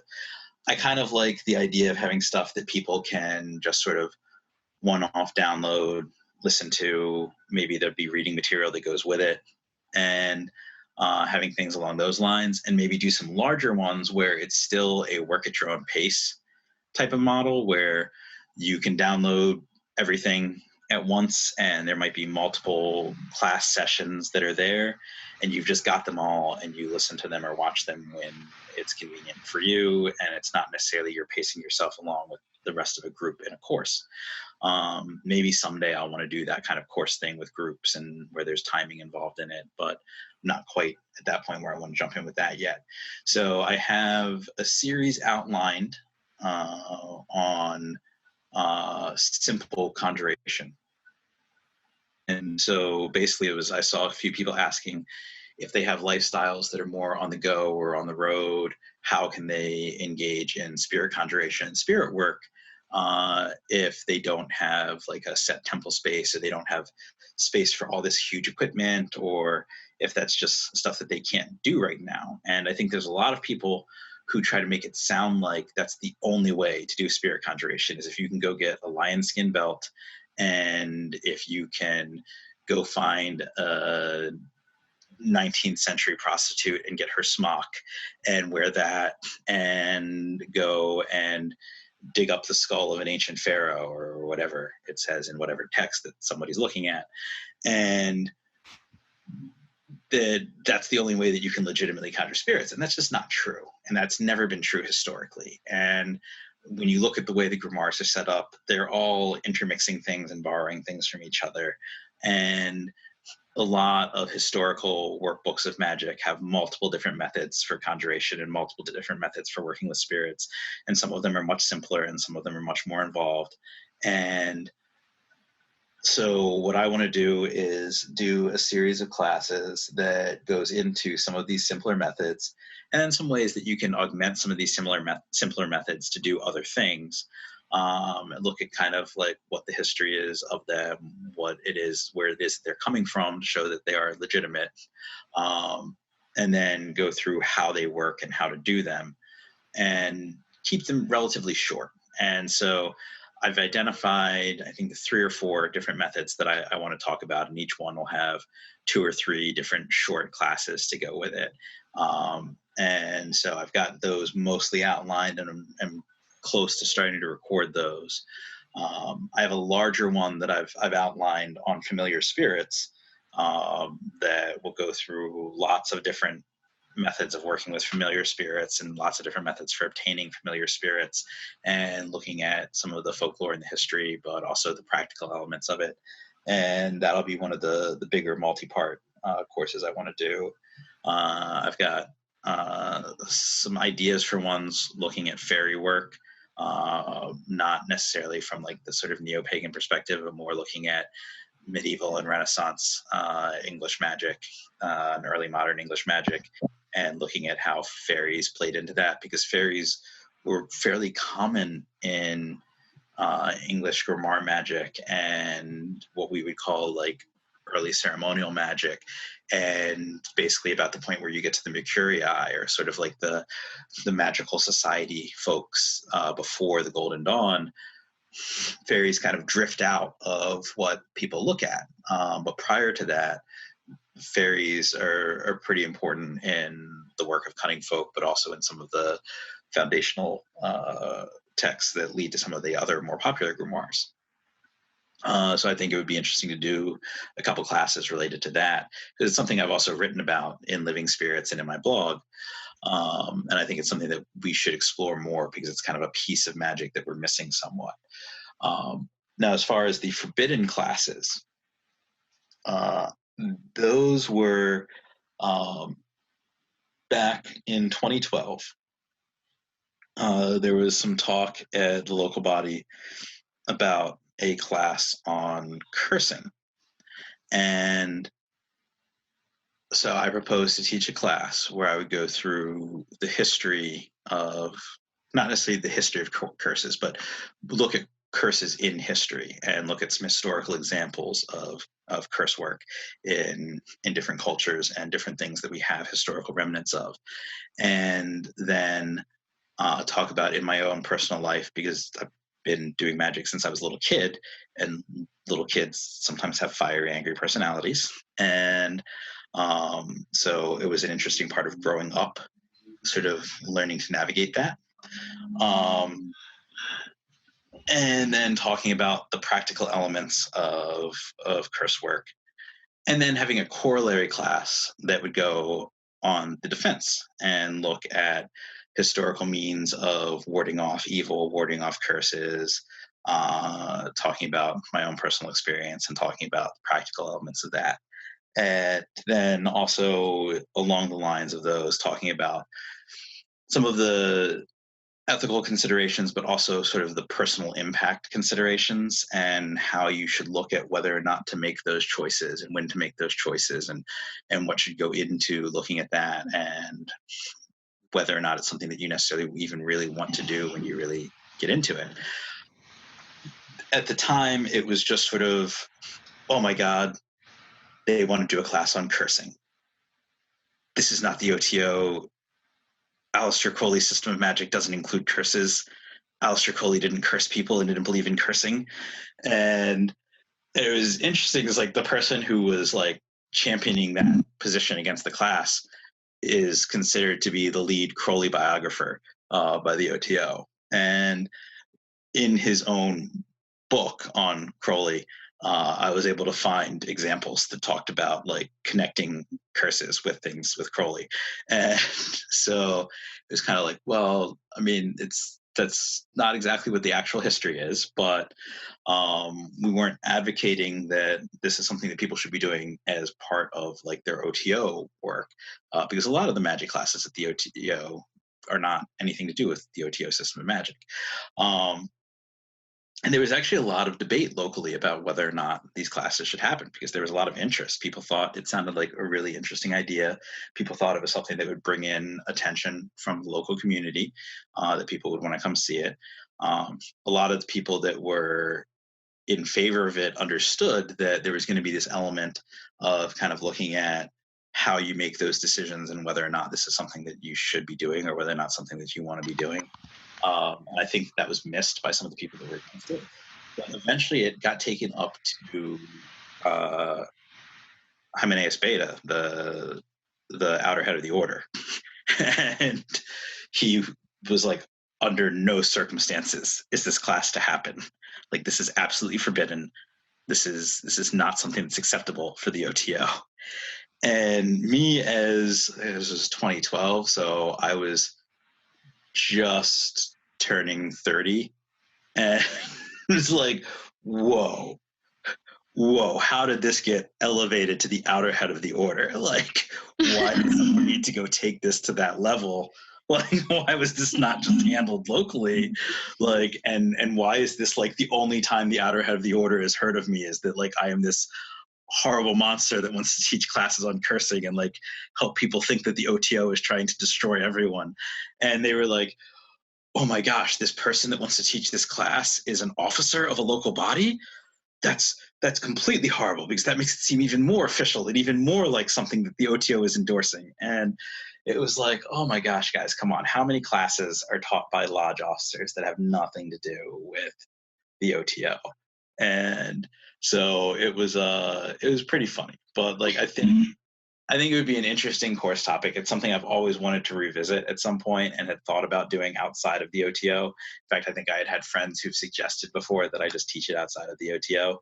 And I think it would be fun to put together because I have a degree in classics. And so going back and I have all the books to pull examples and things historically.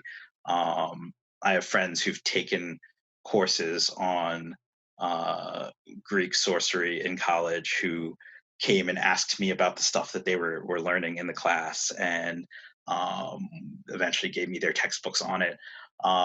So it's something where like I have a fair amount of familiarity, but it's also like that sort of historical study is something that I would find interesting to do and I would find interesting to present and I think would be neat for people. But I think it is kind of funny to be like, too hot to handle, cursing class forbidden by the OTO. I mean, I would take it because I was talking about this on my Facebook the other day. I was like talking about people just willy nilly throwing curses around. So I think maybe your class is needed in the community, honestly, just from my own personal perspective. But, that's just that. But anyways, okay. So the next question I have for you, that is from somebody from the community, is what has your experience with the devil been like, and are there any practical connections between the devil and Jesus? Well, I think an important thing to understand when I refer to the devil, I'm talking about the witch's devil, which is not the same as Satan. And Satan is also not the same as Lucifer, and the devil is also not the same as Lucifer.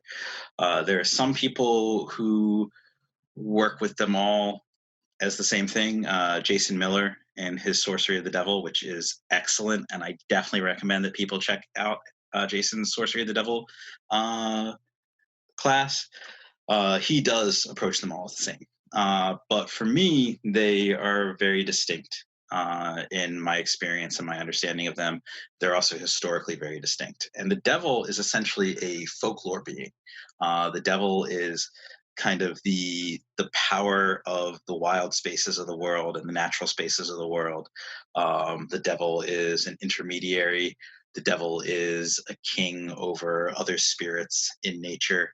The devil is an educator, but also a trickster. Um, and trickster, not necessarily in the fun prankster kind of way, but trickster as in the devil is going to present things that will maybe shake up how you understand things and lead you to understand things in a different way.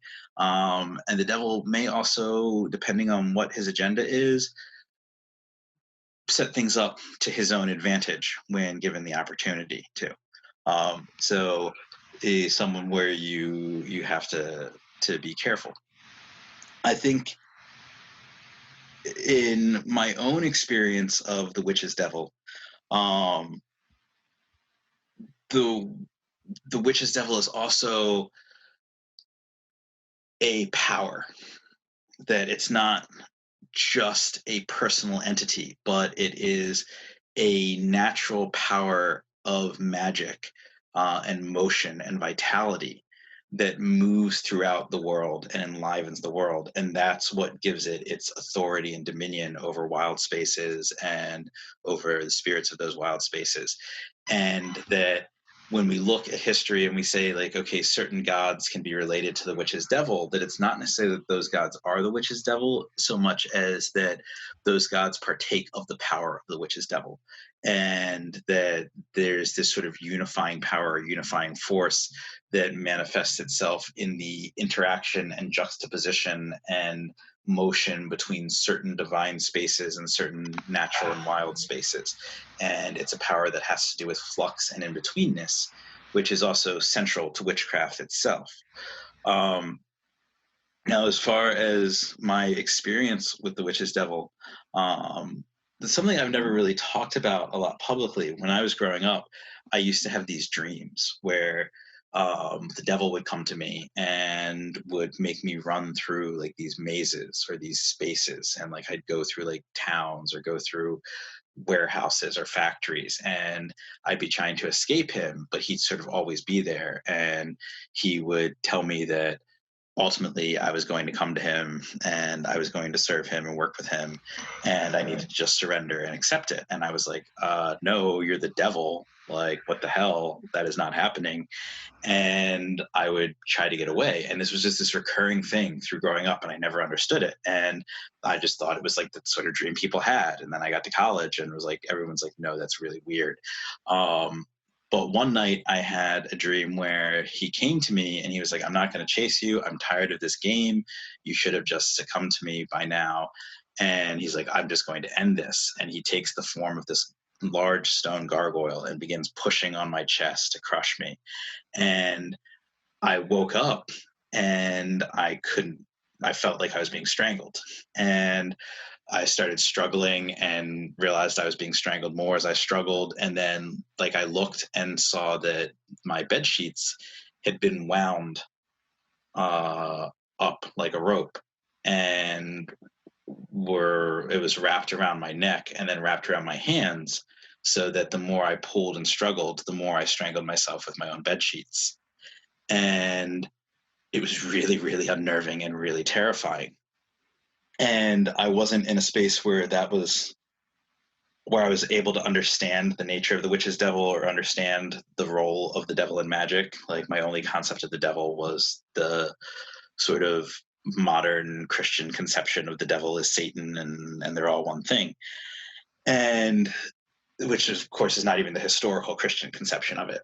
And it wasn't until later, in working with necromancy and working with the Greek mysteries and working with hereditary witchcraft, that I began to come in contact with the nature of the witch's devil. And I went back and began to understand it more, and realized that the witch's devil connected with some of the divine powers that I routinely worked with, and was important for some of the spirit relationships that I had. And then in kind of looking at some pop culture stuff and giving a class on the witch's devil. I led a class where I led a ritual where a bunch of people signed pacts with the devil in order to gain familiar spirits and gain knowledge and magic. And later on, when we conjured our familiar spirit at the lodge to possess someone and talk, the familiar spirit talked about how the devil was pleased with me and gave me an extra reward that night, and talked about like experiences that I had had as a child with the devil that I'd never told anyone in the lodge about. And no one in the lodge knew that I had received two familiars instead of one familiar in that ritual. And a lot of the stuff that she was saying, there was like weird specific verbiage that tied in with specific things that had happened in some of the dreams I had had as a child, and things that other people had said to me when I was a teenager. There's a John King from Imperial Arts used to always tell me when I was about 18 or 19 that he knew that I secretly served the Dark Lord, and as soon as I recognized that and acknowledged it, that I would have access to my true magical power. And I'd be like, John, you are creepy as hell. Could you just stop? And like, and it's like, and I still don't really see that as being anything. But now that I'm involved in a church that is doing traditional Catholicism with traditional witchcraft, and where the devil and Lucifer and Jesus are all sort of lined up as related to each other in the theology and structure of that church. And I've done this other work with the witch's devil in other witchcraft contexts, and it was like, okay, I guess maybe those dreams as a kid and maybe John King, maybe they were a little bit right. Maybe that was where I was headed.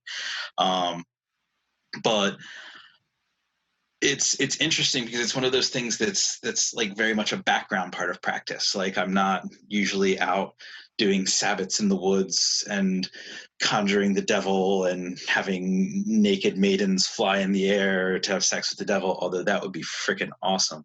But it's something where connecting with the power of the witch's devil connects with some of the work that I've done with necromancy and with the Greek mystery traditions. And I'm beginning to explore more with how that connects to hereditary witchcraft, and looking at some of the historical trial records, and looking at some of the folklore, and looking at how the devil plays into all that, and where the relationship with the devil and the relationship with the fairy queen and with the other fairies plays into a traditional witchcraft structure, and how the education from those spiritual powers and the granting of familiars from those spiritual powers relates to the way that a witch does magic. Because one of the things that is important to me with the term witch is that witch is not just any person who decides to practice magic. Like, a sorcerer might be any person who decides to practice magic if they're doing magic where they are entering into certain spirit pacts and alliances and working with those spirits to do sorcery. What a witch does will look somewhat similar to what a sorcerer does, but a witch, instead of having power bestowed upon them by someone, has power inherently through birth, or because they've been changed or transformed by a spirit. And that's something that is the case historically throughout the world. It's not something that's a popular view in modern witchcraft, but it's what historically the word witch means. And so when a witch practices magic, it's part of it is that because of that nature, a witch is in a space that is in between the human space and the space of the spirit world. They have sort of one foot in each already. They're kind of in between being a spirit being and being a human being. And so their magic is based on creating an in-between space, or a queering of things, where multiple potentialities are able to intermingle, and then they're able to cause one potential to come forth as the potential that comes into being. And so the actual physical ritual or physical spell that's being done might look very similar to what a sorcerer is doing, or the way that a sorcerer works with spirits, but the actual internal mechanics of it are going to be fairly different based on the witch's nature. And when you look at historical accounts of witchcraft, a lot of it is that they did this act in the devil's name, or they did this act with the facilitation of the devil, or the facilitation of one of the devil's emissaries.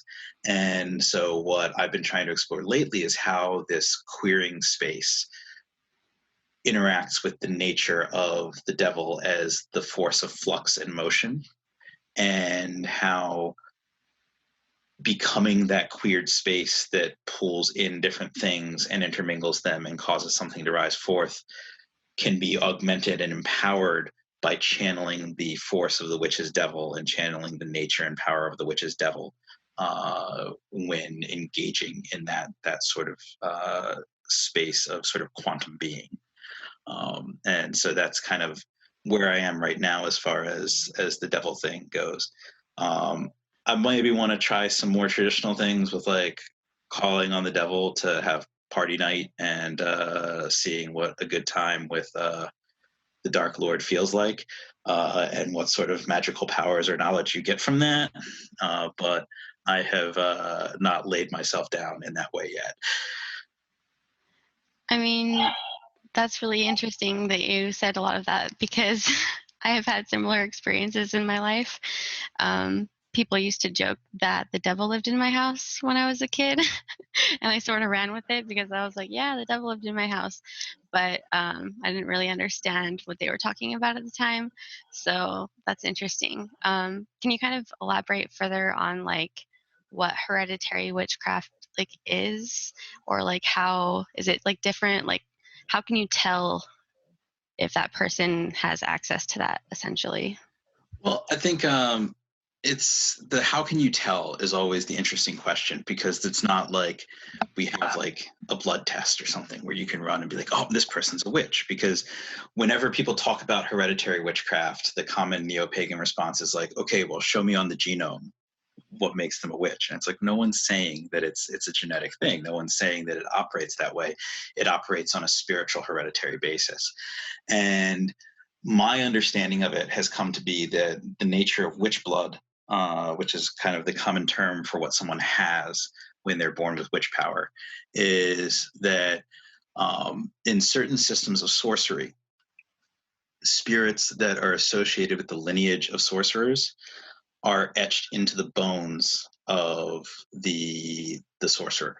Not necessarily physically, like they cut them open and start scribing names in, but they perform rituals that those rituals magically inscribe those spirits into the bones of the magician, and then the magician has certain words or rituals that they do that call forth those spirits. And so basically, it's they're being given a connection to spirits that resides with them, so that they have special access to those spirits. Frequently, also, there'll be some sort of infection or a transmission of power, where the sorcerer has this power incubate in them, and then the power manifests, and then they're able to use that power to work magic and to work with those spirits. My understanding of witch blood is that that power is inborn into witches based on the conditions of their birth, and that they are born with essentially a piece of their ancestor court written into their blood. So everyone has their ancestors and has their ancestor spirits, and they can go out and find ways to work with them. But for someone who's born into witchcraft, part of that nature is already written into them, so that there's already a spirit component that is imbued into their physical nature, or their sort of spiritual physical nature, so that they already have that link there, and they naturally have those connections. They naturally encounter the dead. They naturally encounter spirits. They're naturally taught by spirits as children. They're naturally able to slip into interactions with the spirit world. They're able to perform and intuit magic naturally. They may have certain psychic gifts or awarenesses that they have innately. And they have essentially a talent or kind of a draw towards magic. And a lot of people interpret that as like, well, that's just people trying to feel special or trying to make themselves sound better than other people. But if you've got somebody who's born with that and they do nothing with it, versus somebody who is not born a witch or not born a magician, and they go and they work and they put in the time and they build the spirit alliances and develop the charisma that's needed to work magic, then that person's going to be way more of a magician and be way better than the person who's born with talent and does nothing with it. So it's not a better than less than thing. It's just a different thing. And I think as far as figuring out who has that, there's a new pop culture magic show, and in like the first couple episodes they were trying to test to figure out whether or not this one character was supernatural. And when they did a test on him, it showed that there was nothing supernatural in his heritage. And at first the character running the test is like, okay, well, this proves that he's not supernatural. And then one of the more senior people is like, no, it proves he is, because everyone on Earth at this point has something supernatural in their lineage, because everyone is so mixed about and has so much going back through generations. And I think it was an interesting point that everyone on some level probably has ancestors who are witches or who were sorcerers. And so just being able to find an ancestor that was magical probably is not enough, but it's a start. But most people probably have that somewhere. I think looking at trends in the family and seeing if there's a trend towards magic in the family, if there's a lot of people who have been rumored to have certain powers or rumored to do certain things. And if you just see that phenomenon around certain people as children and when they're growing up, then there's a good chance that that's probably somewhere in that family, and that person might have it. And maybe not everyone in the family manifests it the same way, or maybe not everyone in the family manifests it at all. I've heard different folklore from different families that I've encountered, where like people born at a certain time of year, or people in certain generations, or just the women or just the men will have certain things, but not necessarily everyone has it. Whereas other families, it's common in that family. But it's something where I think one thing that stands out to me is a lot of people I've known who were from families that were of the blood. They're sloppy magicians. They, you will sometimes look at magic they do and you're like, what the heck? Why are they good at magic and why does that work? That is some garbage magic. And it was something, actually, Jason Miller and I were talking about this the other day. There was an interview with Julio Cicerotti where he commented that the grimoires work, and we know they work because the spirits that are in them have sworn to uphold the binding oaths that have been used in those grimoires, that they've been bound by those rituals, they've been bound by those tools, and so they must continue to respond to them. And so any person can develop the training, can build the tools, can go work those systems and get some sort of result. But if you have any random person and they just pick up any random thing and try to do it, then there's nothing binding the spirits to do that. But if like you get a witch who has some power and they go and do their random thing, then maybe they'll get the spirits to listen because they've got the power to do that. And because the witch is, again, part in the spirit world, part in the world of man, they have that leverage and can sometimes do sloppy magic and make sloppy magic work. It's annoying as hell to watch. But it works. And I find a lot of people with witch blood tend to be more eccentric magicians and, again, sloppy magicians. Some of them are very good. Some of them know a lot of stuff and are very educated. But they'll do things. Like I have one friend who she'll post something and she'll be like, well, here's this experiment, go try doing this. And people will be like, okay, well, what are the instructions? She's like, it's right there. You just draw the thing and do it.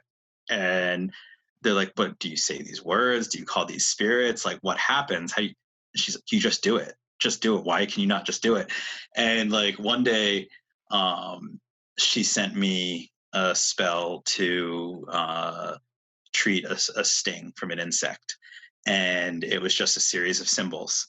And so I just drew the series of symbols on a strip of paper and put it on my hand, and um, approached it with the way that I knew to do magic from childhood. And within a few minutes, the swelling was gone, the sting was gone, it was fine. And I went back and was like, "Oh yeah, that worked. That was really good." And she, I think, maybe commented that like I didn't ask any questions about it. And I was like, "Well, yeah, like when you post things to other people, they aren't witches, so like they need the rest of the instructions. You can just do magic." And she's like, "Oh, I never thought about that. That's why people want more instructions than I always give." That makes sense. Has to be a little bit more clear for people. Perfect. Well, I appreciate you for explaining that to me. It's definitely been a topic I've been curious about. But that's the only question I had left for you. So I'll wrap it up here. But thank you so much, and I hope you have a wonderful day. Dude, this was a lot of fun. I hope your listeners like it. Me too.